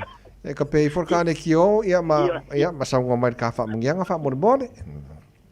Le o mana ka pei. Ia le ia si foi. Ka se kai se foi ku. Ioi. Pa mahalo so foi manu ia ros. Ilo sunga ile. Si foi. Wa foi I myself for suala le radio Malu. Taeao. Tan Natasha fa fetai mole ava noa. Ya ai ole nei foi tai mi leo. Ole aso pa na o se o. Antele de lo. Pea o ngei. A leo ke fa manuia. Ioi ole o ka ngalo me pe o sa wa ke ni matu ai. Ka ko pong sa ai fa pe ngar ngi ka. O fa pe ma na le ole ke ma ko e ko ke le yo nga yo ma ko ya aba ku ye ngai I kula o ai la va ya fa nga o ne ya so ma le nei ma sina le la o mo yu la ya fa ma ko fo lo fa nga o la fitsu le la sande nga fa ko fo le seoni ya ala so lo fa nga ba ne ya manoa le manoa ya o te fiata le noa so foi ata lo fa tu ai ma fa ta lo fa li ia le li ona nei ma sino yu la yo le a uma ai o lo fa na fa fetai o tele ia va so se tala mo lo pese ma o lo la lau ia na mai mo ia le la lau o te pafua lo sua fa nei Taeao o le lua fangi o ka ko ye o mo la so fiku fa mo ia ai malo fa tai mo nei Taeao ele pe o mai ka ko fa munga ia na mana ia le lei ka lo fa ia na lau ia o le a fo I fantani la se o va vai atu lo le so le a ma se pese mana ia na fa mo se fa mo le pulenga mo la fenga wenga vai le Samoa mat po kala maro ta mo la no fa na to la to sa fa nei so ia aver being ole tu ole wa au dia nei tau sanga mo lo tu se fu amen ia ko fa mangu ko la se fu la lau le nga va la mai happy birthday la la ele na pese le mo to nei Taeao te luas fu tolu na Malu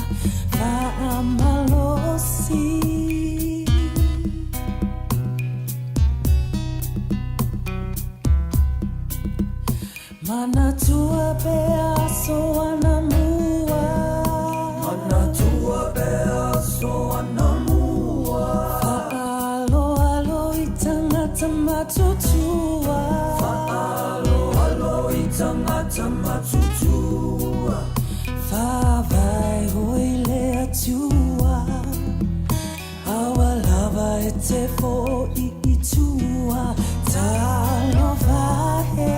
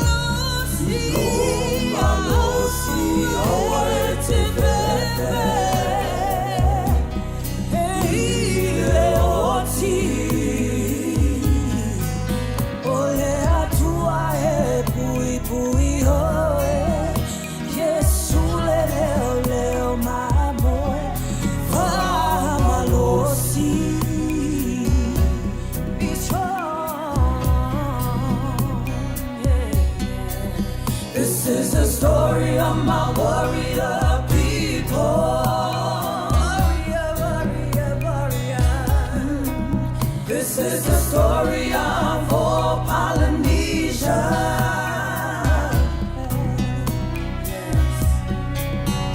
Where the warriors ruled and reigned, born as warriors and died as kings. Samoa,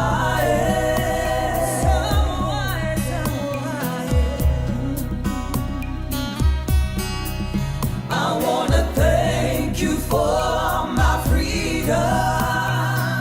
Thank you, Lord, thank you, Lord.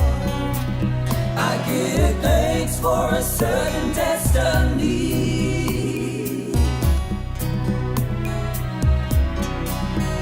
'Cause you fought and died for me. Show the world to live in peace. My Samoa, Tene Samoa, Oto Tamatoa. Yeah, yeah, yeah. Tuilunga,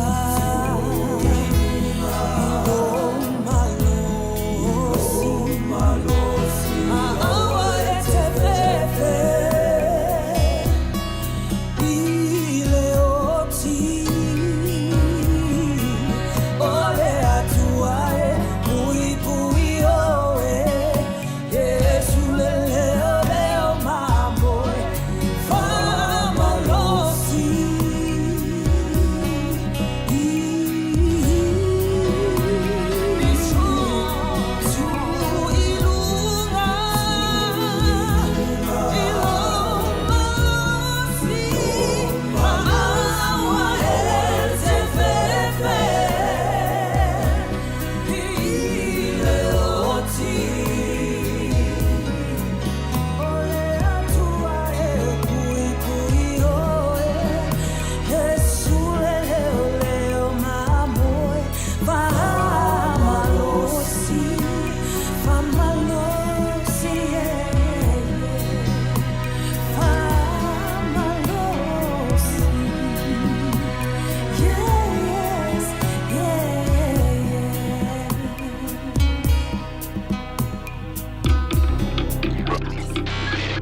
Tasilima i Vatolu Amo. Radio Samoa. Niso vaenga wa matala foi ona maita watu ia wa mamafa le traffic mo tatou le nei fo taimi o le Taeao. State Highway 1 Green Lane o lo maita watu on northbound pea ma se fulu sulua minute le travel time o lo o yai mo tatou. Market Road interchange on the northbound o lo maita watu foi o le na o lo o tele ina poloka mai le taimi le nei.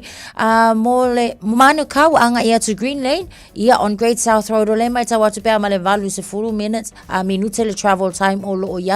Mill Road i Takanini, ia o lo whaifo sipisi mai i le taimi le nei. Mount Wellington and Alice on State Highway 1, pea le fitu le iwa, ia minute le travel time tele na poloka i le nei fo taimi o Taeao. Anga ia tu le Luas Fulu A, George Ball Memorial Drive, o lo maita watu le taimi le nei, o le na o lo iele vaenga fo ilele o le alu matu le taimi le nei o le Taeao. Niso vaenga o lo maita watu fo iai, Cavendish Drive on 20, State Highway Luas Fulu, faisipisi i le taimi le nei, whapena fo ilanga iane puinu interchange i le taimi le nei o le Taeao. Portage Road South, faisipisi, whapea fo ile maita watu Hillsborough Road on State Highway Luas Fulu i le taimi le nei. Lincoln Road, anga iane Waterview, o lo whai lava si mamafa o le traffic i le taimi le nei. Anga i mai le Waterview Tunnel, anga ia to Great North Road, o lo o mamafa fo ile traffic mo tatou. Great North Road, anga ia to le Aba Harbour Link, faisi mamafa o le traffic. Nisi nā vaenga, ma swinga o le ua iei tātou le nei Taeao av tāwale. Tautua nā, lava lon sai, ma ia saonga le mupea lau whainga malanga. Wato e sule minuto n tāleo le tū lai valu. Radio Samoa. Taslima i Vatolu Amo. Talofa Samoa. I mawhai na whasoasoani atu Dr. Jen pe a whai te a fiele mai suka. Toto mawalunga le maua se whanau. Ma i sela, whatu ngao, ti ngā le ua po tuli. Faalusi le tino puta, kanesa, ma le tino mangeso. Ma wa fo'i le kulimi fulunifo mo ni fotinga, ma toi faafilesi ai lau manama. Tele nisi o loa e fesoasoani lo soifua maloloina. A fio ane loa e ai Dr. Chen, I le tuatusi lua ono Great South Road, Orahuhu. Telefoni lua fitu ono tolu tolu fitu fitu, extension numero lua. O le Casa Beds and Appliances, o le tali o manaonga, I o loa e whaatotonga ilo mauta, ini tau le lei, toi anangata, e mawai moenga ngao si tutono New Zealand, whaapea se tino fōa le potumalo lo, lau ai manofoa, TV, la au pese, usa aisa, masini tā lava, telefoni fe aveai, maisi. A fio ane loa I le whawhituwha Great South Road o tau, po le tolo fituiva Great North Road I Henderson. Le Casa Beds and Appliances, telefoni o valu se lau, lua, 5 o valu se lau, lua, 5. Whaasilsilanga I lupe whaalele ma tama whanau a whastauta. E whaatulu atu I pa ia ma mamanu o le ainga sātuala, o le ainga whaalangilangi. Ai ua mātou valulusia ia o le la au. Ona o le ngā luenga o le manu tāpua ia le whakasā, o loo fausia I te tonu siu tātou nu.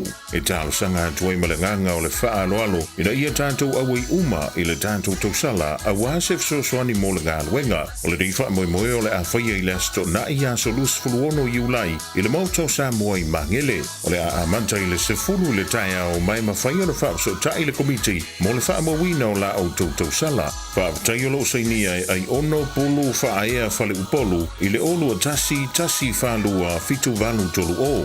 Le au pepetele tala I lene I le olu a tasi 5 tolu whawha, ma ape po moe mausu so whara, I le o iwa lua tolu 5 tasi. Talofa Samoa, whaalau I loa whaapitoa e le ai se tutongi. Whai a fuale sia ki no lo whale pe fia leo whae ua iai nei I lunga o le maketi. Mala au mai mo lea au nanga I le masina o Julai.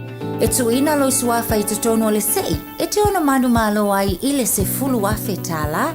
Le lei lava le malamalama I le tūlanga o lo o iai lo maota. Vala au nei Taralina Samoa Johansson, Professionals Real Estate I Papatuitui. Telefoni o luatasi o fitu toluiva fitu tolu. O luatasi o fitu toluiva fitu tolu.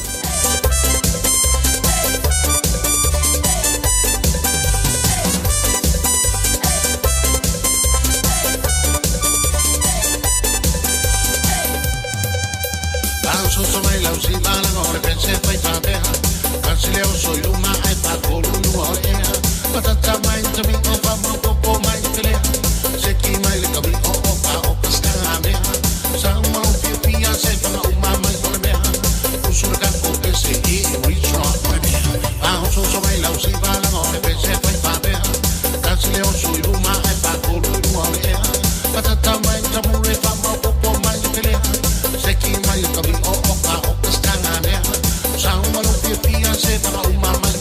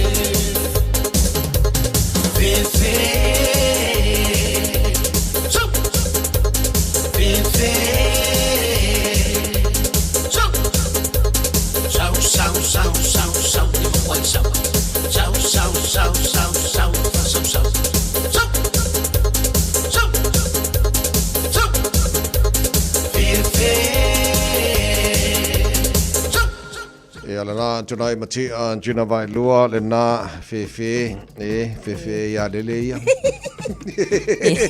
Na kar kai mo le a le ai moi. E de kapenga ka mikili ka ya e ka fefe. E ala le malo te valu mino cholo ta le chula valu taro chala pa Samoa pa chala valu. E le tai on nei ya matua on sai mai fa mo de ioi. O le Malu i o le kae au. Ai le tau te pena le nei whana o le Taeao wha mo le mone. Wha malo si mai te pena ta mai ti le Taeao wha mo le mone. Ia, whai le lea, wai le o futa mai ti wai si Malu ne fu Taeao. O le kaur kako paka o kaunga kele. Ni fu vai kainu kako iai. Ia, o kaunga paka wha o ngai fu si siamu. Siamu popo. Siamu popo kama le wā. O ia ngai. O ia lana. Ia, le lei, ia peku ele avoka la fo i mana ia le o kaunga. Fo i avoka la kou ia. Iyo e. Ia, taimi mana ia nei o le wha o ngā le lei o ngai vaenga ngā. Mangu ele kau fukuri fo i la kou kau i lungu. Ia, koe pea ia paka al Fonterra na koe kaunga. Ia, la e o kako su e kaungo fia. Ia, wa pe o le sa tau tamu whai fo i ia Nicholas Willis. Fo i lele e whai se whaatala no anga ma le pūlenga fo el Fonterra. Ia, ai whai mai, ia sorry a wefa. O le alua ia whapenga kako because it's global fo lea o le tau. Ia, a kongula mo tātou. Ia, ke fo i wa whainga swingalo se si le fia kaunga paka. Yeah, so it's easy what it is. Pamela sainga. Ja, ala ngala. Ja, so man tu foi e ola ai paka ola foi ai siamu. Male kako avoka. Mana ya le foi ngon man se famna tu no or se fulu e se fulu nei Taeao. Ole ai inisio tamali ole tu ole fa se mai. Al tar pa kalam fa le Auckland local elections so dua felo suma lima. So I want to MC about vavai te le nei vai ngale ole a fa tala no po kala mele. Se mal mala fa mal mala mati le tu langa le pela o ianga va de panota. Le ngate lea o aso fa to le panota. Ia o aso e whaamutai le stala mo le whenga palota. Ia o aso e whaamutai le stala o sui tau bā. Ia ma no whanga e whaatau nua. Ia palota ma wari kero mene la kana ngoinga ngel pokala mene. So se funula nei le Taeao. Ia leo la whaate se mai nisi o tamali i o le a whafoina pokala mene whionga le awana e Sabrina Falley. O le Pacific Community Engagement Specialist. For the director of the company Blues Per Consulting Limited. O nisio tātou sui fo ima nisio tamari o le tino le whatata noi le por kalami o le te wapai atu sawa tulangi o le tangaloa peni nei fpo sa rau o le director leo le Whalelanga Limited. Ia, le ngata leo le talenga sio Manu Simon Tawhai JP co-chair o le Auckland Council Pacific People's Advisory Panel. Yeah, ma la fianga Salamari Young o your director of Pacific Enterprise People. Yo so tamari yo la tunu la fatismai. It is full nail Taeao. Fata no nei banga eta wotele la lesa tan non tan pokala me ngaman manam le fanga pito la so luo. Tan no la banga le ta wotele o palota ya fa pitonu. Yeah, po local boards elections. Ia wao ia fo I e tauna te lele sao tātou Samoa mal Pasifika. A wao ia awala tu tātou leo I lunga le council. I mea lai te tau on whaatun tonu fo la waia whaonga ino tupe ma mele le ia whaia le council. Mo ainga ma tātou Samoa mal Pasifika. Ia. Yeah, so o le afa mam lama uma ia vaenga pe a fata tan non tara porque la mele se fulu nel Taeao. Ya mana foi pe fa fonga le mele tunu. O porque la meta o tele ia monta tou so ia la ruel ka ko kai mi mo por kiki mo si vaenga a porque la meta o tele ia fa mam lama ia tou vaenga o ta o vaenga ia. Na o ka ko fa dia ngo foi mengi o local boards elections. O le siwa hanga tawa no maua le whenga pito. Na maua I tau sanga mawai.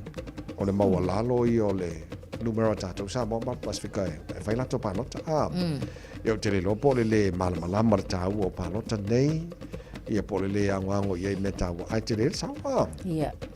te le sao o vaenga ne mai se lava fo I pitonu te tasi ia mana tua foi o le telo ni so pitonu o le fo I dominates ele population o tatou tangata Pasifika ia mainga Samoa a o le tulanga ia e vai paloka ai malosi o manga o le makua telo mana onga so o le o lau tatou mana onga I le lau lea o ilo ai fo ia filifilinga ia o le tatou anga I umai fai ka ko paloka ai sa le ia la so no nga man o le make sense nga le me o ke le be manga nga o ye al fucking o le al paloka e ta wa troi man o nga I o le council fai asi vai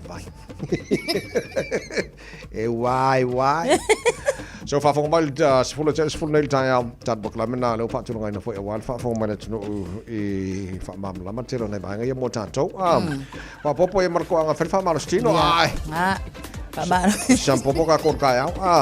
Le fan corca con fa marstino e fai arca fa marstino e kaya oma che è marili. O ma fa marstino so tala mai sabon le foi Taeao.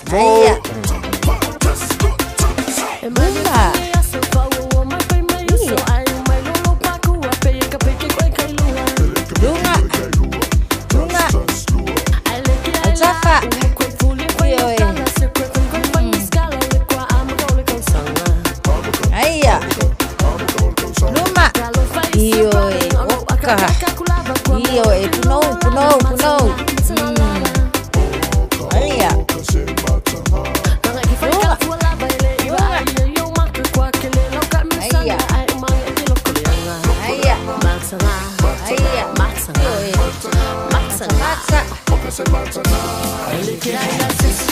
Alo. Yo. Kau ai aku yai rumah. Aia. Atafa. Lazy pizzo. Aia. Lunga. Atafa. Iya. Aia.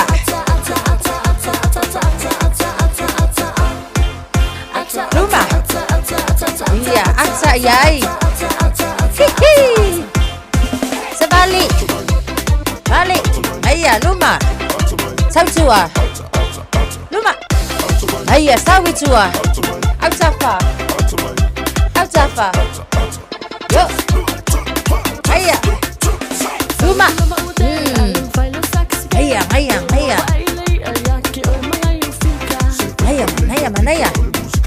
Lunga.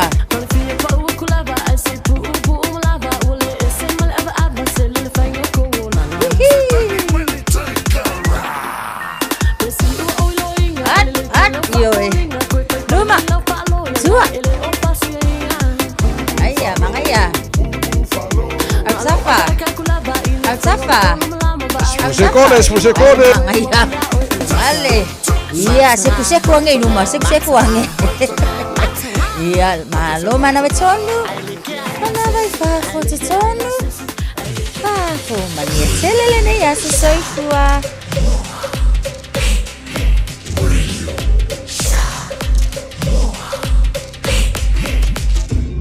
Moi votu. Amo. Usi mai ala whaafofonga o le whaapoponga fo ele nei o talafau mai Samoa. Awina sa mai mo oe e lau leiti o whalongolongo le Radio Samoa. Tasili mai watolu amo. Soi fua manuia o tātu o tano whaatalofo ele nei fo ia sa fau o tala mai Samoa. E tasi se tangi wa iluma nei o le whaamsinonga whai tū malo. Tangi leo o whisiringi airi tūlanga ngā waa o nisi o tangata palota. Mai le tu malo fa palota o fale alupo. O leo o fa iloa le komisina o fa inga palota lea tangi. Ina ua feiloa i malevasenga o tu stale le nei vā yaso. Mo le fa iloa ino nisi o tāpenanga uo o iai le ngā ruenga na ofisa. A wale fa inga palota tere le masina fou. Ato ai fo i male taliina o mata upu e fesiringi ai. Le au nanga alona ofisa. Fa lia le komisina ina ua fesiringia. E le mwhai na ia fa iloa lau tele. Au ili ilinga o le tangi whaasanga i tangata palota o lea i tū malo, e peo na whasiringia ro lātu unga waa, ai o lea sorulu a sau e wala uai lea mata upu, i luma o le whaamsinonga whai tū malo i lo ai whaamtalanga uma. mo le sila fio le tu malo fale a lupo, i le palo te tere le lua o lua tasi, sa iei se tangi o tua ingo whaato sina na whaasanga le le sui na manu malo. Pei tai sa iei se marienga, na tau nuu iei le tu na tangi whaapea le na tua ia, ma whaamawai ai ma le tofi na manu malo ai o le tu malo, ma le whaawa wina ai o na sue morianga. O le mta upu wai lumaneo le whaamasinonga o whaalia le komisina o whainga palota, le fionga to le afoa tu ia felolo Alexander John Stanley, siria le to se lau tangata palota i le lola whalea lupo, o lo o tua i ai. Wa o mai se whautuanga malosi ma se whaamanatu o le komisina o whainga palota, i le pulenga nuu ma tutonu o aingo le tinuu, i nei si le fia me tua whaasa tapu, i ai aingo le tūla whono o whainga palota, o na whaamatau se tangata pōni tangata i le whaamoe, e tau ana wai le lātou lango i se sui whātū, po sui te uvao se whainga palota, e sa idi ei sui usu whono le pāle mene. O whautuanga e mafua mai i fesili, e anga i lea ini whaamatalanga ua laumanu i aini wha i unga nisi o nuu, wa lātou whaamata wai le whaasala o se tangata e palota ese, na i lo le sui whātū o lo o lango i ai le fioanga. Wa laumanu ia fo inisi tu langa ua tā ua ai le whaasae se fioanga, o le whaatutu o ni lau papa whaalau i loa sui tau vau isi nuu o le tu malo. I tu tonu o nuu o lo i ai se sui tau vau lea fioanga, o lo sauni e tau vau i le tofi o le tu malo. O lo i vanga tu la fono e afu i e lo whapea mai e le mwhainga e threaten se kangaka. E menga ka o le undue influence i le mwhainga e whakongo pe ke whawhewhia se kangaka pāluka. E a whiarai ko inga kura whongo mai raro i. Le vaenga le kura whongo le. E re ai a inga se sil pāluka le se kangaka. O mea nge o pāluka whakim karasi. O le secrecy ngā pāluka. Me whainga ngā o yamat pengkara le ke alu kong le patu. La le koi fon pupungi e koe me le fai pāluka ngaka. E umera u kua reki ki loku ia le o fai pāluka ia oe. E sa ke le fongi konga fai pāluka. I fai ngaka o kong ke le fonga pu e ma o a misu kau vā me fai penga e sa. Sa whanga pu e ngia kai ke me whai le counting o le pāluka. E ka ngā pu e mamau mai. Ta le rin whainga pu e le pepa pāluka. E sa. O le secrecy ngā meni o le pāluka. La e mo le mau ko me scrutinias me wha penga ke me whaare ko i pepa pāluka me wha penga. E le se me le leire ngā me. I a ui o la ve mo komisi ngā whire li ko i ngā mafau ngā wha penga whire lo wha maka o ngā pāluka. Se whinangaro le fionga to le afoa tu ia felolo Alexander John Stanley, le komisina o whainga palota. Wa atone i le vai aso talu na sainia le fionga i le ao le tātou malo, le fionga tu i me le li whano wa le toa sua lau vi le lua, le pepa wha mao ni o le filifilia, o se tasi o wha masino le wha masinonga whai tu malo, e avea ma wha masino mo se vai teimi, o le wha masinonga maua lunga le tuno. O le fionga i le wha masino, le fionga lo au le afa Donald Augustino Kerslek, na filifilia le komisio ngā luenga le wha masinonga, ma whautua ina i le wha maoninga le fionga i le ao le malo. O Januari le tausanga lua o, na whiriwhiri ai lo au e vea ma wha masino, ai se furu fitu tausanga o ngā lue o se lo ia. E le ngata ina ngā lue le wha masino ngā whai tu malo, ai o se wha masino foi, o le wha masino ngā mō tū pulanga talavou le youth court. O le ua wha ilo i se pepa o wha mtalanga, le ngā fia ma le wha fitai o le fionga le wha masino sili, le fionga sa tiu simativa perese, i le talia ina ia le fionga i alo au, o le vala au e ngalue o se tasi o whamsino, o le whamsino nga mau lunga mo se teimi le tu mau, ia mau le asfareida le vaya sonei, luas furulima leo iulai, e whaatauto wai o ia i luma o lana fionga, i le au mamanu o le malo.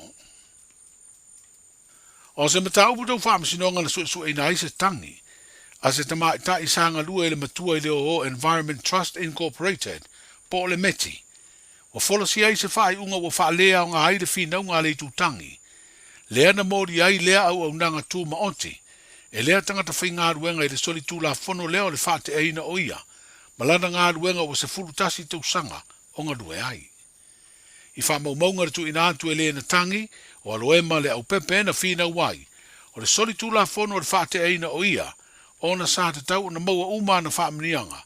E tūsa o ai ainga o le wha laptonga sanga rue ai. Na mafua le whaai unga, ono le laveo le ta'vale le wha laptonga tu maoti.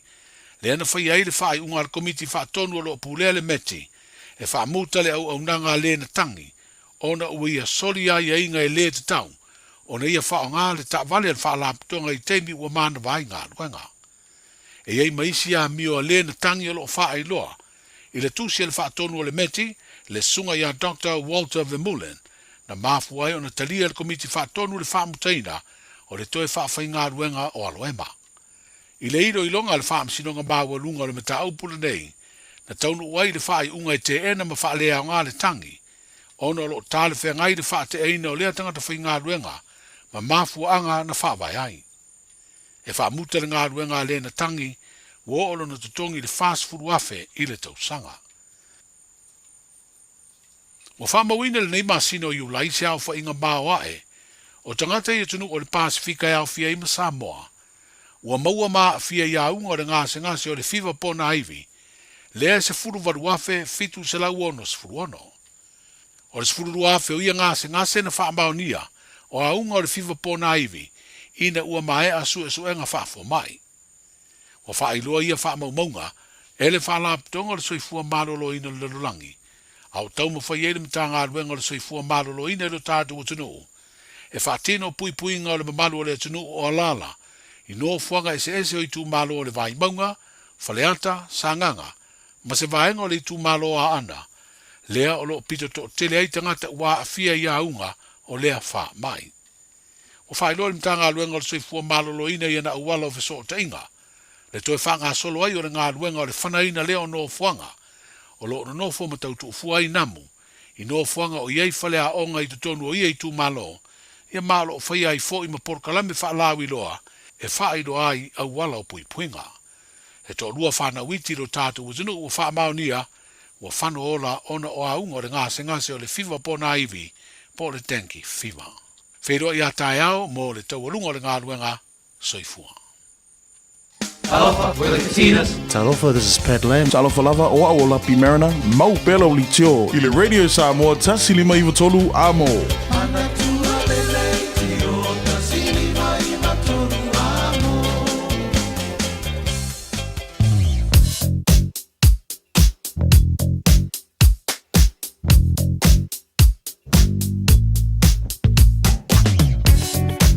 Le pote lata mai lunga o la wala nei taimana tai au whaisi poloka te leo lunga tātou highways in nei tai au fau au e le State Highway 1 anga i taulanga au kilani po city bound State Highway 1 o la flow le maia Drury anga i Papakura pena whai Papakura anga i Takanini anga i Manurewa on ramp whaisi poloka le nei vai ngore tai au so mai ma manu kau whaasola tua i te Irirangi Drive pena whoi poloka whoi o le East Tamaki on ramp whaasola anga i Highbrook whaasola tua i Tip Top Corner Mount Wellington on ramp Ellerslie Penrose Pasiloa i Ellerslie Penrose whaasola Green Lane lai pisia lai flow le leia se e pa il tauranga e kilani o le poloka whoi o le anga i Masisifo Maisi lawa le titi loatu o le Lincoln Mars Furuvalu anga i se Furuono around Westgate Royal Road, Lincoln Road, Rose Bank, Teratu, Rose Bank, Points of Elia,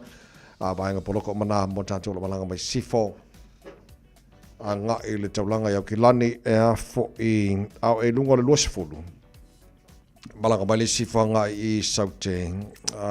Poloko lai titia, Dominion Road on-ramp anga i Hillsborough Road, pasi mai loa na o ne hanga, lunga la wala papa o ne hanga mangele flow di leia la fo i pisia la flow di le luas fulu a o le anga ina il malaba lele ya fa spoloka la titi alfa o mai luas fulu pasi mai Massive Road on ramp fa solo mai Puinu Road on ramp fa pena fo i Lambi Drive on ramp southbound ya mare linko luas fulu anga tasi poloka tele nei vai ngora Taeao o tulanga na lo i lunga la wala ni temo Taeao after vale e whaafonga mai, e whapena fo around North Shore, poloka fo o North Shore, pasi mai Albany, around Rosedale, Glenfield, Wairau Valley, North Coast, Takapuna, poloka fo ia, ia nga mai North Shore i le taulanga iau kilani. Ia, to ala taima lawan on sai avta vale, le fo o le tempisi, o le mbole o tamaiti la onga wha mole, a vel wha mo nei whanau, ia wa fo le saunga le mo nei whanau, i le onga. Ni ia so tulanga na halo i lunga la wala, Ya wa fo fa fo mai le tino nei time le Taeao fo. When you shake up, I'll bring you some more. Lua boy, washing she wine. Radio Samoa, Radio Samoa, Radio Samoa, Tasilima Ivatolua. Radio Samoa.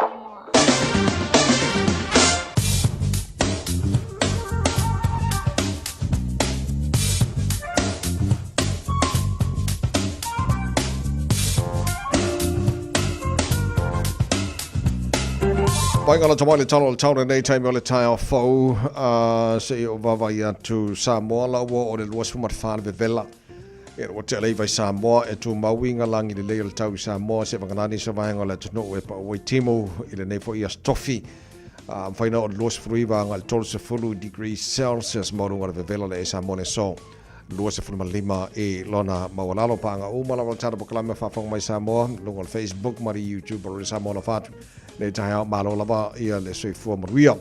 Se tātou wapa ai le tūlanga o iei le tau I Ausitalia. Nei vanga le Taeao, ia, paanga fo le tata pokalame. So se vaenga o Australia lo tō whafonga mai ai malo lava le ala papore nei Taeao. Maru ru ia le lau Canberra so le -1. Le maru ru kua ai sāne me sori. O wingo le tau I Canberra la fasolo ina pua o le Taeao langi le lei sful tolu marunga le marulu fa mawina mo Canberra le so sful tolu fo le marunga le marulu Hobart la matele na awa o le tau le so le sivaenga marulu tele Perth Australia sful fal marunga le marulu e awa o pa utimo ni so taimi fasolo atu le marulu lo ia Melbourne sful wono marunga le marulu le so la fasolo na awa o le tau fasolo tuai kusa le marulu Adelaide Masini Australia Fatalo fatu la tino fa mai na vaenga sini las fu fitu morunga marulu lang le leil tambo to le so full fitu fo morunga marulu Adelaide la matele na awa le tau oi si vaenga a pela o Brisbane la marulu le Taeao ai fa solo langi le leil tau ia ma fa fa na ton tambo to lusu tasi lona mawlunga ia mar susuluma na yo le la o ka e al be pela fo le Darwin to lusu tasi Bolu ko vela so vai ngomana o stadium mal tulanga il tau bore ne so forward ta to o dia se mai talo tau ile no fanga fa salanga radio sa mo ta maki makoro o ki lani falo i maru lure nei time re Taeao baba tu fa fo o ka e se susulu mana io le lasi e se le manga ia so le audi le yo ngai ka e audi o winga na tau le so atoi o ki lani o le alangi le le tau le so atoa Sfuli mar morunga na maru fa mawina mo okilani. E nei foi aso Taeao pe audia e se pa wale me ole audio Taeao au ke fai ko kusa le leang I makaeao. Pe ki kira ko fa mo na vai tau susulu manga ile la e. Mar maru foi ko kusa foi ngai makaeao sfuli mar na morunga ka fefe. Yon tata fa solo toile la sto na pe audio le a fa solo na awa pa ultimo fa solo tu le o li mana fiafi la sto nai lang de le ni so timing fa solo lang de le so sa Ia, fasolo atu ina awaoa, pa utimu na songa fua, pa utimu na salua, mana saludo al yaso o luma na iatu o naito ya sola na o yulai wa pea uma e yulai na skofi la safo.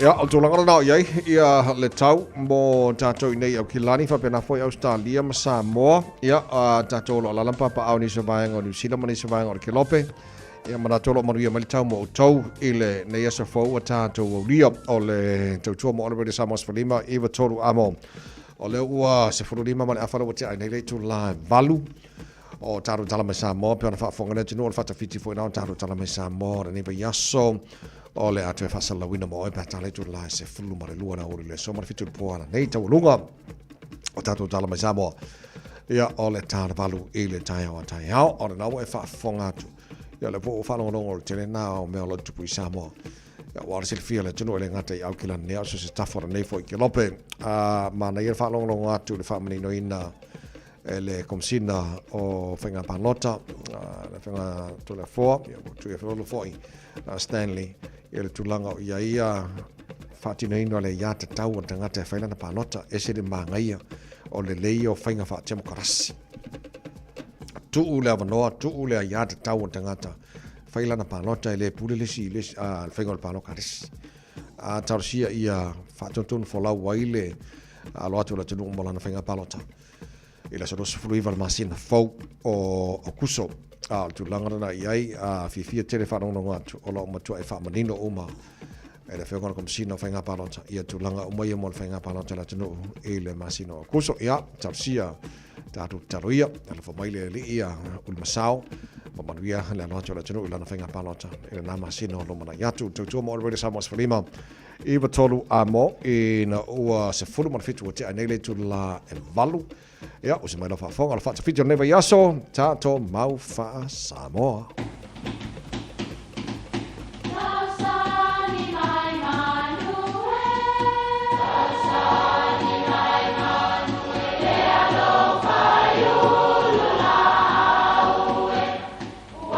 E o whanga manu i o lulu o la au, awa e whawhanga i funga o la au. A o le tangata, e whawhanga i upu matala. O le mawhileo o alanga upu mamuanga ngana Samoa maona whaapongai, e a fua i lona si o mianga. O lona lea sao i le whaatufunganga o le iloa whaale aso, mai le tautua se ia o ina pule. O alanga upu mamuanga ngana, ua lanto mamanuina le tō whamanino a Samoa, mana tua foi, e tāo fitau muli le atunu. E le lei pe a le pilia le la au atia. E tele foi whaiva le vao e pei o seunga lupe i atutia o alii. O tūlinga ma maileinga o manu ai vao maisi. Se tasi nei o whaiva o tangata, o le tātanga a fato. O ie mawai le upu lea. Whai mai le mau, e le na o tangata e fia e tau mawhai a fato. E sili antu o na fia pili e maulu i a fato. E masani o na lama e pili nei vaenga ua pala o le la au atia. O na maulu ai lea, e su e a fato. E ai teimi e atia mai le la au, ai ua fiu e tata. E tau le maua se a fato, o na ua fo i mai ai le maulunga pili. O isi taimi e mafua o na sa ilinga tale a fato, o na ua lele ese mai le la au. O le winga leo le upu, e le lei pe a le pilia le la au atia. E atia le la au e a fato, ai a iai pili e le toe maua se a fato. O ni upu e whaamana tuai e te tau o na whaetete le so o na talanoina o ni mata upu. E te tau o na whaalilo i no fuanga whaitele. Wa ai lava mea e au i na mataala iai ne i wa ai mai tangata i a tātou wanga. O na whaitawina lea o tātou. Aua tau te so o na pisa o le ai, o lae mai tau mai le nuu. Ia o se isi whata i ta inga whapea, se ua mānaia lava foi le whaingofia o le whasol ta inga whaneo na po i telefoni ma whateke nolosi. Awa lele ua whaingofia ai o na whasol ta i ma a inga i nuu mamao. Ai pangalea ua pilia le la au atia o na ua whaingofia i foi o na mata tupulanga ai maise o nai whanaua o ngā iata e le tala whea ngai, e le whetaui o na mata iai. O le whaala lave a lea, ma naia telefoni, ma naia awala o so ta inga. Ai a filo ai loa i tutonu ma mea le manuia ia. Wa taunu ua ia le upu. E le leia pe a le pilia le la au atia. Ia manuia lau whaasonga le ne yaso Samoa.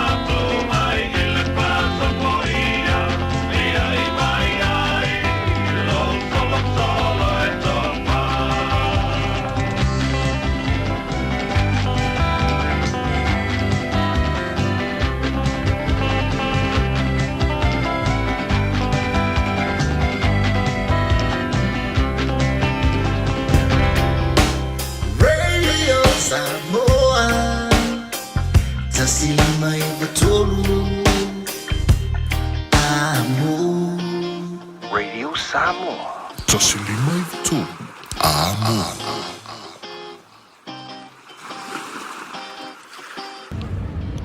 Ta ua no fuanga le nei ati au. O le ala leo lo tula i atu. O te mana o e whaisi suringa o lo mātou ki tunu. O le ala leo le tuuina atu o lo uingoa. O te le sao au kilani i ati au. O lo utaimi la le nei e toi tau i atu ai. Wa o le lava matamata i fafo, o le ala leo lo tula i atu. E te leo mawhawhau te tula e mo le tau pitonu. O lo avanore nei e te tau vai palo ta mo pitonu au kilani. Tanga iane il auckland.co.nz e te sila fiai. Le Fab Fabrics. O tau nuu mai i le whale o loa e lei i so o se tu ai ngā lanu. A mata mai le tau i le lua talali masfulu i le mita.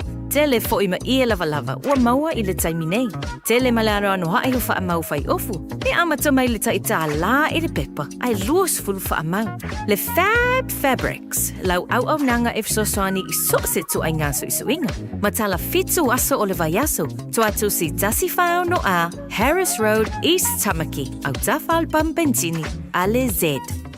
Mo tupe wha moli Samoa mana tua lo le Pacific Easy. O lo wha awau pea le tātou wha mitoa e nao le lima tāla te tongi pea e wha ina le Pacific Easy app. E wha tino ai au tupe wha moli mai lau telefoni wha mehai. O lo awanoa fo le tātou direct transfer. Ti posi mai ai au tupe le tātou account. Ma wha moli eina fasili lungo le telefoni. Ma wha tino la fo ino lau tupe ai ka wha mitoa. Mo le tongi no pili o le vai. Mo li te o ngā tupe so se whale tupe Samoa. Pe le tongi nino no ngā tupe le nupi wha. Samoa House Corporation po le Samoa Land. Ma so se au nanga Samoa. O lo mawhai na wha tino uma e le tātou au nanga le Easy Pay. Maratua e late le fitu se fulua tātou la la wa wha sopoli ai New Zealand. Wha pea o tātou ofise tolu i o Tara o Tāhuhu Mamangele. Pe wha ngā le Pacific Easy app po le direct transfer. E wha sawa ilo teimi. Ai sili atu na wha sawa i nau tupe wa taunga tāle penisini. Mō nise whamtalanga pala au le o se lau o tasi ono. Po numera masani au ki lani. O le lua fitu ono fitu iwa fitu wha. Ma le lua fitu ono fitu iwa varu wha. Pacific Easy. O lau pa anga mō tupe wha mo moli Samoa. O le wha atoa uma o tātou tui pui ar kōwiti te tau ona whai. O se au wala i tau sia le lei ai tātou. O tātou tua a mātutua. Ma e pele i ai tātou. E pipisi le kōwiti le vau tangata. Lea e ono a whai na ai tātou uma i a wala ese. O nisi tangata e sili atu ona tinga aina nai lo isi. Mo le pui o oe mai se mai onga. E whautua ina le whai o le tui pui ar kōwiti mo tangata uma o limas furu tau sanga malunga atu. E le ai se tutongi. Mai ma whai ona whai pea uma le ono masina talo ona whai lo tui pui lata mai ar kōwiti. Pena e maua fo e wha mai. Mo le whatonu ina o sau awa noa po le fia maua o nisi whamatalanga. Whawhatso tai lau fo mai po le whale talavai. Pete tanga i le bookmyvaccine.nz.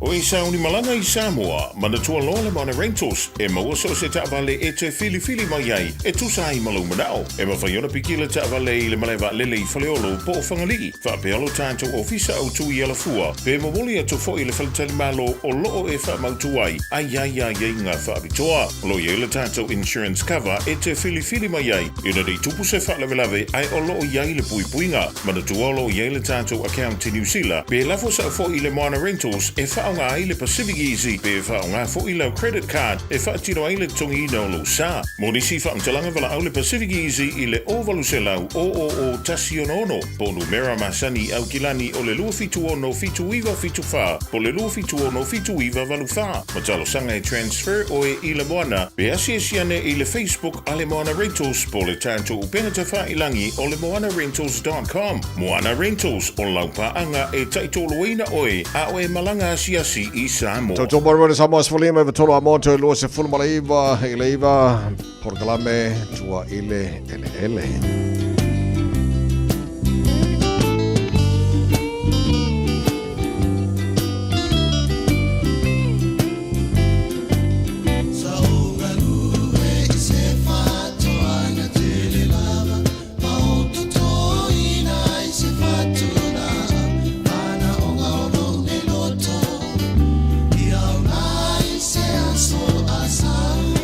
Whatalo for tana bukalama le time le Taeao le mamalo le tino e fia te to le fatula au ina ia fua mai mo a Taeao ia matua ia tātou le taunga tā le soifuanga le mai tema le tosanga wa tātou iai a bukalame tua ele ia sunga tura e pano pena ko vati fatasi mai mo tana bukalama le Taeao tura e pamalo le soifua moruia Alo se fola sunga ta vai fa ta lo fa to ma lo fa fo le ta yo tu lang fa lu pein fa ma lo se fo mo ma la o sul. Sa o de se sulu mai de la ma ngai o maru ru so le a. Yo kai me ngel fa la lu sul minute fa la ai mo vitamin D mo lo tino. Ia. Le. Pe o ngai kau su wingo ngai vai kai mo kau o mi le ki ma le fia. Ya, apa mo uni le sa ele te le asa pitu pupu le tu fa so na umi as ya sui fu te mi a to pa tela chevi sa le mole fa fo mai le no o lo fa so solo lava tan ba kala me le Taeao mo le Taeao stoffi o va yaso te tasi tel no le ta ua o me nei o ta mafa e tonu so sani o ta lo tu se fo ma to wola o tatu ele nei o langa o nei la le Taeao la tatu tala noa soybean ia je la versi fil sunga je le paletu lang ya tai o lo o tatu fa solo pe tatu super healing food o matoli o montal noina ya au pe la avoca o peas lentus blueberry broccoli carrot garlic umala linseed low fat milk nuts oats olive oil grape juice ia masaman ia nela o soya bean o tato fale si ma fate tato soya bean but el tago tele soya bean from soya bean tasile la o tele atulo na very nutritious ia le soya bean o lo mo fo le protein le ma seno na mo mai anoman ia le mo le soya bean le protein o soya bean ngo se mai le me fale tofu wa si la fela me na tofu pe si pa ata vai le tofu ngo se ma le soya bean okay ja van my le 5% soya bean ito toya Amerika le nou si my for cooking oil maar soya milk ja ale aita to soya milk o le soya bean ja te fata le soya milk na mo cartoon va ka ilita fata o supermarket o le healing power al campo le fama tela tu me nga ta o fai pale mo ilo le umala tela tu ia fai pa mo le soya bean o le umala tele foi protein pentau e mo mai ai nga foi poloka ia filosofia o meu fa ma eu carne so susu pro carne so prostate so it prevents those things from happening ia ma process ma le prostate cancer to malo nga foi fa mai il toto mo lunga ma pona ai violtino so so ni foi pui mai o fa ma eu fatu a me se pea beta ma fa soy pin lo le anorman fa pele ai le meat ai soy pin ia tele la no pui mai or fa mai fat o ki minerals la le me nga mo mai o pi vitamins protein o le zinc potassium mo le iron e o me nga na mo mai le soy pin malo le tunu o to fa fong ba ia langa sia fo ia fe ka ko kamale ale manga ia le fo tele nei va nga ta wo mo se fo malo loina yo na ale so pi so atal so yemio au fa tole su vale su povia atal so yemio le mo supermarket right se to la sama ia kamelo so yebin ai lo mo ia fatula i compagnie ka was king seed yo de ta ranga ai ia to en final in Sila ia soybean ia o information about soybean malo ia le o le e le no va so fo mo le mo le sunga tu le pa fa pe sa facility ma santele yo super foods ia healing foods la ka kalangoi sa va nga facility ia la tala tu le telefone va so fo ia fa facility on tan le sunga tu le pa mo tan to ora si pa ta wa le telefone sa tala no le sta o le kipolo ia sta o le lo tu nga tipolo le mo o tipolo ta o vai lo na ano mo no sua engwa o le meia MEYER meia so I alu garden center fa ta so tipolo so le meia lemon ia le hito nga tipolo e malo ai tau le ai se sua ai o natula lo na tofo e ta o le yen pen po le Villa Franca so e lua to nga te sa ile ai mo le meia ia o le kamanga sua o time nei tau to elo tipolo a fa ia malo va palo no fanga le la to elo tipolo ele fala loto le pu ona tule nai mai lalo mo le drainage ina tu ele sina topsoil e to lo tipolo Ia ma o le anga tipolo, mai o le sua tipolo, e matala e mo kidney stone, mele a mo lo taka me lo kidney stone, e mai le o la le umarto e mo fa so e pele kidney stone, a mai o tina al kamanga, mai o wuse ko lo tina o lo fafino la fa na se tulo. Wa kinga al kamanga, ia fa mai la sua tipolo matala ile le kidney stone. Ia na matalo waso ile ia so uma ile ipu vai vela. Tau ma sua tipolo io la matanga lea na lo waso mana e mai o le pa o tipolo e o lo na tu le i keke fa lo keke tu el pa tipolo pe tu fo so fa i po le kokolesa ia la o tipolo e le ma sengeta tu fo ti le la mori e mai te le tu tamini lo pa lo le ano mana o i foi la o nga fa ia ti i la o kuava a boca mango o le bay leaf o mai la o le mango o kusa o tele o le anga o la una fa mai o le ti fa mai ke le fa mai to ngol tino a me sera fa lo mango e o no ala mango tu le lita le puvai fa mai sakale mo sul minuti fa mai kwa nga mai suka e ka manga lo mango fa fo me la tu sa mo e ko fiki nga fa sakala mango ai e mo la o kwa mo la avoka ho ia le lei o le terena o nai so sani na wan po kala mea tu le po foi le so sani nei a ta ma fa po me ai ina ia ma wa le tenu se fo ma lo ina lei am ka ko fo ia io e mo le si te fa na tu o le tipo le na fa tu va so le kein pe pa so le kwa ke le mo mau la to ma se wa ko alu se ki ta se le va so inu le kein pe pa ela o mai fa me wo le ya ko come mo la lo toto le colesterol le suka e mai si va e mo le te pe li mo ma va le sa pe va le malulu e la ranga e le mo le son fitina fa mai e ta si va tolu li puva vela o i vai malulu pe ma fa na fo tu e mo le 4 teaspoon of cayenne pepper e se eula ele inu before your breakfast and before your meal o le kai mi lenga e no tamana e mo cayenne pepper e mo le supermarket le section le mo herbs and spices las pena ngo kama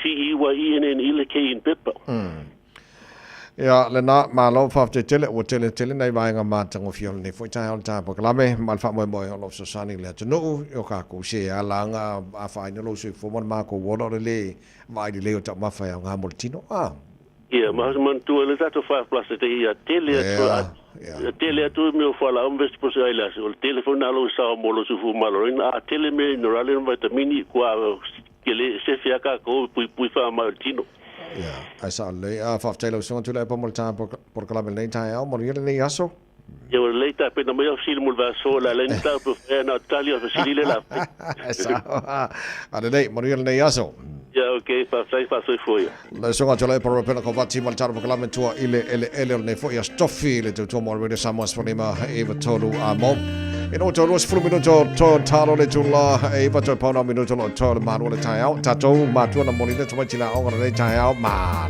lo lava pese le mo oi more town youth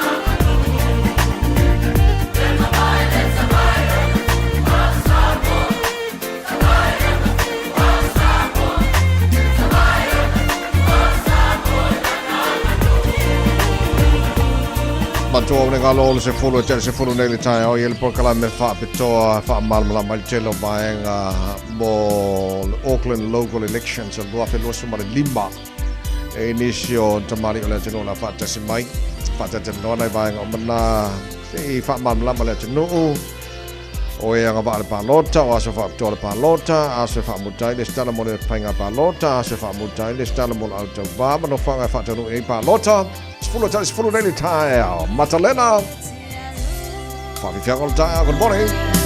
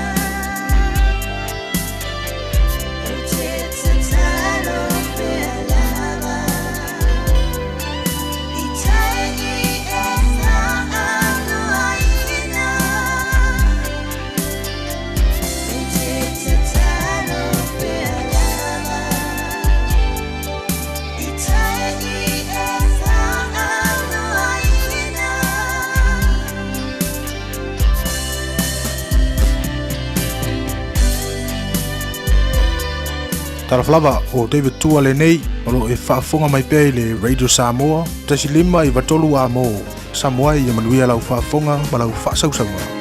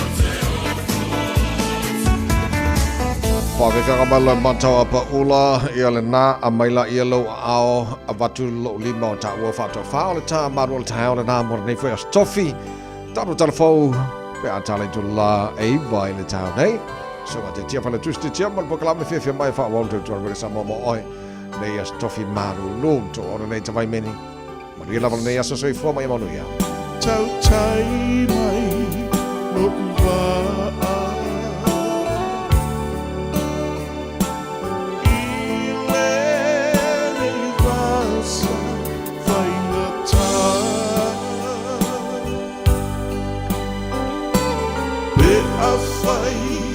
I also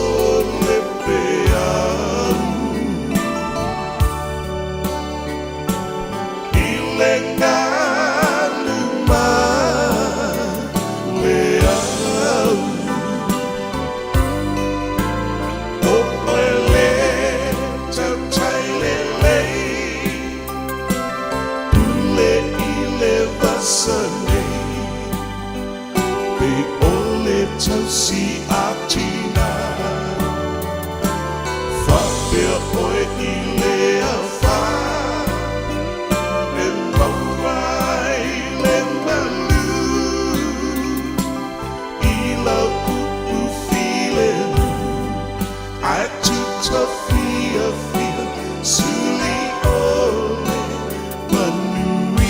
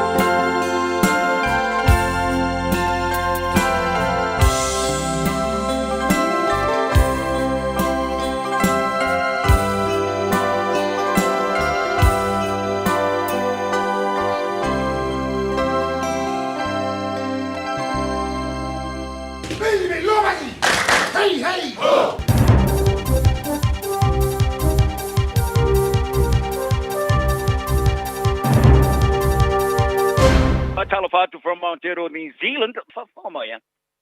O le taula inga na malo mo le fili o le isi lima sa lau leo fa popo i tono le to sanga fitea i maresi foi toi tolo ia. Au ta ua se whaamtalanga po ia le whaona au sia le fuafuanga le iwa masina tuai ai. O se whaamtalanga ar whainga malo ia mesa ma ua le pātire leipa. O whaelo ai se whaamutenga nā leo ni sila ia le taula ingai au se ia au kuso. O le tausang fau, iwa masina o tuai ai, talo na mua i fōla sia ia inga whaatino. Talo no ai lo minga le New Zealand Herald, ta whaelo ai tama tai komisina longolango leo Tusha Penny. Ia le whaamtalanga, ai ena tele i o foina i o fōwhanga whaata o to muni nei leo ni sila. No tala ua le whainga tau na sao ia le walo anga le taimi o le whaatau nui nai nei ia inga whaatino. A whapeona wha tau tino ina leo ni sila ia le whai lavo sasi mo moatu i tom whainga mo whiringa o leo. E sa ta ua Penny, o lo o iai fōwhanga e ma whai o na wau whaatau nui leo, o na au sia lea taula inga. E au whiai ma se awa noe uri nai. Le filfilio leo mai Australia ina ua i folaina le fōwhanga whaatino e lua i te sanga o le teim whaatpulai am tamai ia November lua te malu fotolu whaatino ai i le whaopopo leo le numero leo mai le se furuafe lua se lau sutasi i le se furuafe fitch lau sutasi a November o le teo sanga reim ai wane lava ina talia e minsta ia leo lua i teimi whaatpulai fōringa mai ele au siaina ina ua whailo le komisino leo Richard Chambers ia uni e fōringa mai e tinoai pe a tilo lan tau tilonga e whaatulanga na wa o onga e au ona iaim e o mai le solusu tase i ulai e na ole luas futolu ia leo whaapopo ta whawhainga aro ngaina le matanga aro leo ai tumle iwas fulu ia leo sa tu e whaawina i le whai ungo le masina o le minister longolango leo Katie Costello le sa ngā whamalea i inga whaatino sa i whaalia ia February e tele atu lan te tununga e iai o lea taula ingo le au sia ia November le tausanga nei. Ai o sana whaamtalanga tu sia le vaso nei sa ia whaari ai. O lea fōwhang whaatino e sifi ma i lea masina e whaavai le ilunga. O le teimi o whaunga ma le numero leo e whaamavai ai peli taia. O ni maenga po o devices sa maua i tofo se tino maliu i au tafo le ala tele na ta vale feo ai ai po le motorway i le tu i sauti o kilani sauti ua whailo ina nei oni pomu paipa. Five bombs. E mo whai ona whasio tia in tangata pe a pa e pe ora whaari ai leo. Tā rongo ina i leo i le tino mariu le afo sutase o le Taeao le se lua le vaso nei. Le sai ua nei ina te punia ai le ala tele o i tula. Whaari ai le li leo sa tini sini o Savili Mike Hayward. O se suenga sa whai ane mariu whaako se o le tingata. O lo whaawawina. O isi suenga sa tangata to mai whaapitoa mo ni pompaipa e lua sa mawai te whatapo le tino mariu o mai a. Mai le suenga whai wha mao ni aina i nei vaenga sa maua o pompaipa. Whaari Hayward. O ni vaenga whai neo na ve se marasa o le mua mawhata maia. E unoa le masela matianga o tangatalo tele o le asarafi. Ta wha mai ai le suenga i le tino maliu. O le asele leo whatino o ngā New Zealand o ye neo se fasili le nalo. Iai. Ai i te singa le matanga ruenga o onga uta uai e fea. Ma ua wha valea ina te ngate New Zealand lava lato o lo mawa e lelelei. O le te singa sa ti tilo i helele tio New Zealand ma malamala mai. I le mea o ye nei amata mai le luafe lufu tolu. Le foi o whaata o toa i la sanga i tolu e mawhai na whaia mo le whaalele i atiliai. O le whaatinonga o onga i le wha maoninga. I le wha maotinga. E toa latu i polo kalame o onga i mata upo a oina e whaia onga male awala o loo a o inai. Ta ua le wha amtalanga o latu wha maumonga o ta ue wha pea. O le whaatinonga o onga sa wha manino ina ai. I le whaatumtumunga o le Fair and McKinsey lua fese fulu. Ai o mai le temi nei, o lo manatu tangata New Zealand, o lo mawa e lava lea lelei. O le McKinsey, e beona whaasino i ele kusinga. O le ripoti la company whaavao malo mōwheu tana inga, le sa whaatulanga ina i le whaatinonga o onga mai leleanga i lelele iai. E whaavai lungo whaatinonga i sue ngā tunu o lelei ta mao ainga, i le vao le luafe ma le luafe se fulu. O le ripoti sa whaata o tuaini i sila le whaatumutumunga o le Fair. Pate si ai mātunu o e awhia ma Armenia, ma Greece. Ai e tua mai o Australia. Le sa tilo i ai ma o lalo i whaatulangana o le lelei. E ulawa di solongo i tua o le whaatulangana. Ai o ni sila sa whaatulangaina le se fulu le whaitau tusi.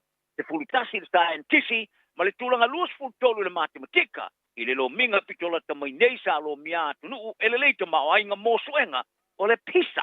O tamai tis fulu ma le lima tausanga.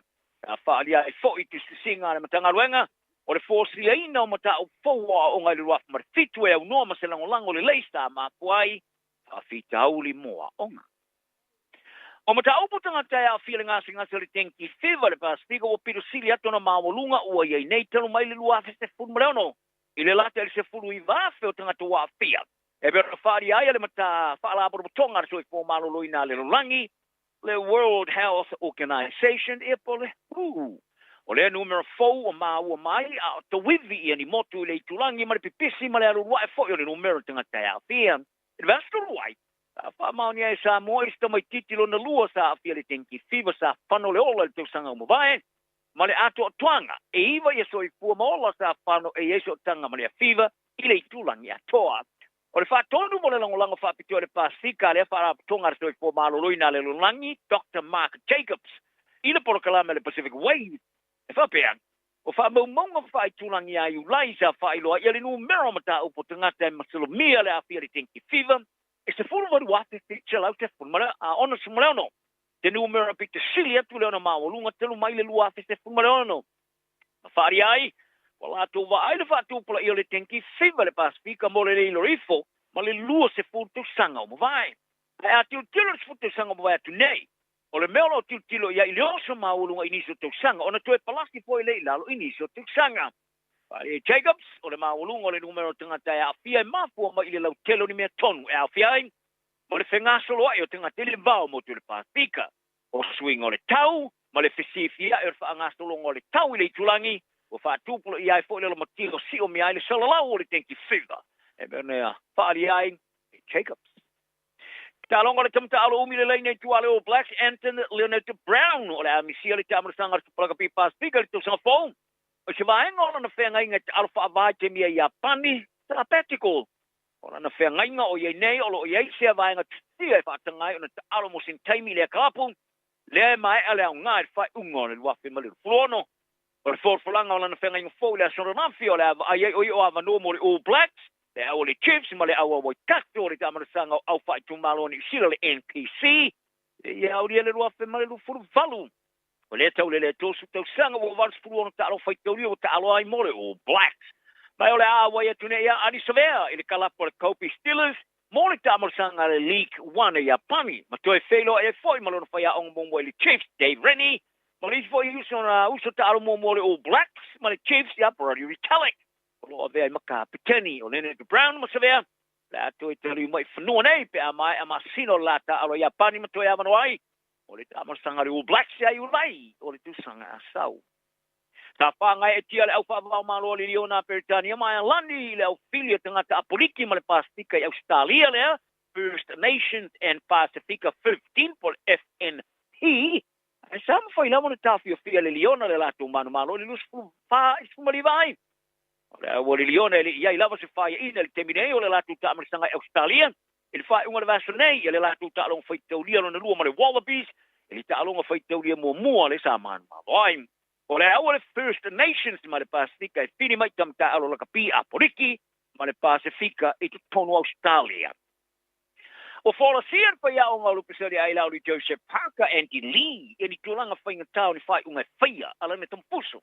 A o whataritali mo se tala i se la fuso angai wha ono whaia ma ole sakna Uzek.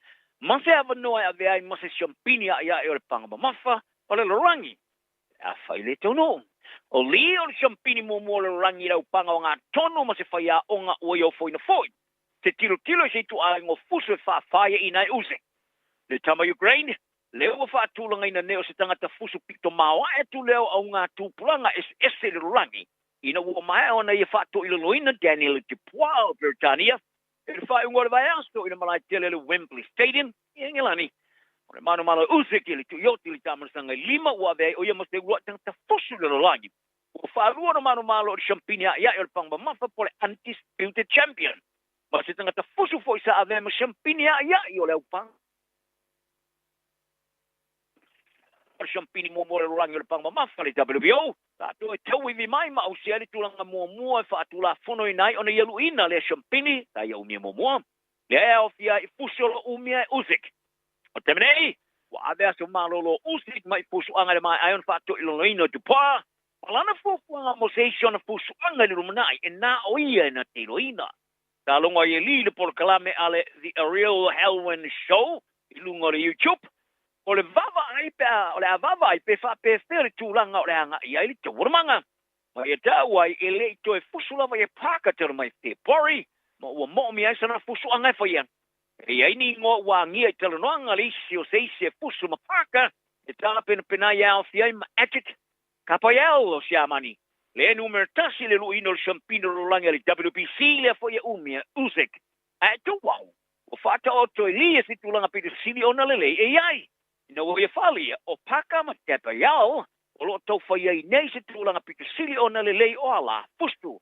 Ai o lo to fa ia si tulanga lamati a foi ile fa o se la fusu anga le terminate. Le tiny. E ma fa ia seisio ila on fusu mo le champini o le rangi. Tano na ia. Maotan ka umai, le ngangalo fo man fa maoni, manuele so. La lo fa Samoa. Wa ule ne yo kasu tialu, awal suia ngila wa le kio. Ai eva mai ina se fudu lima iva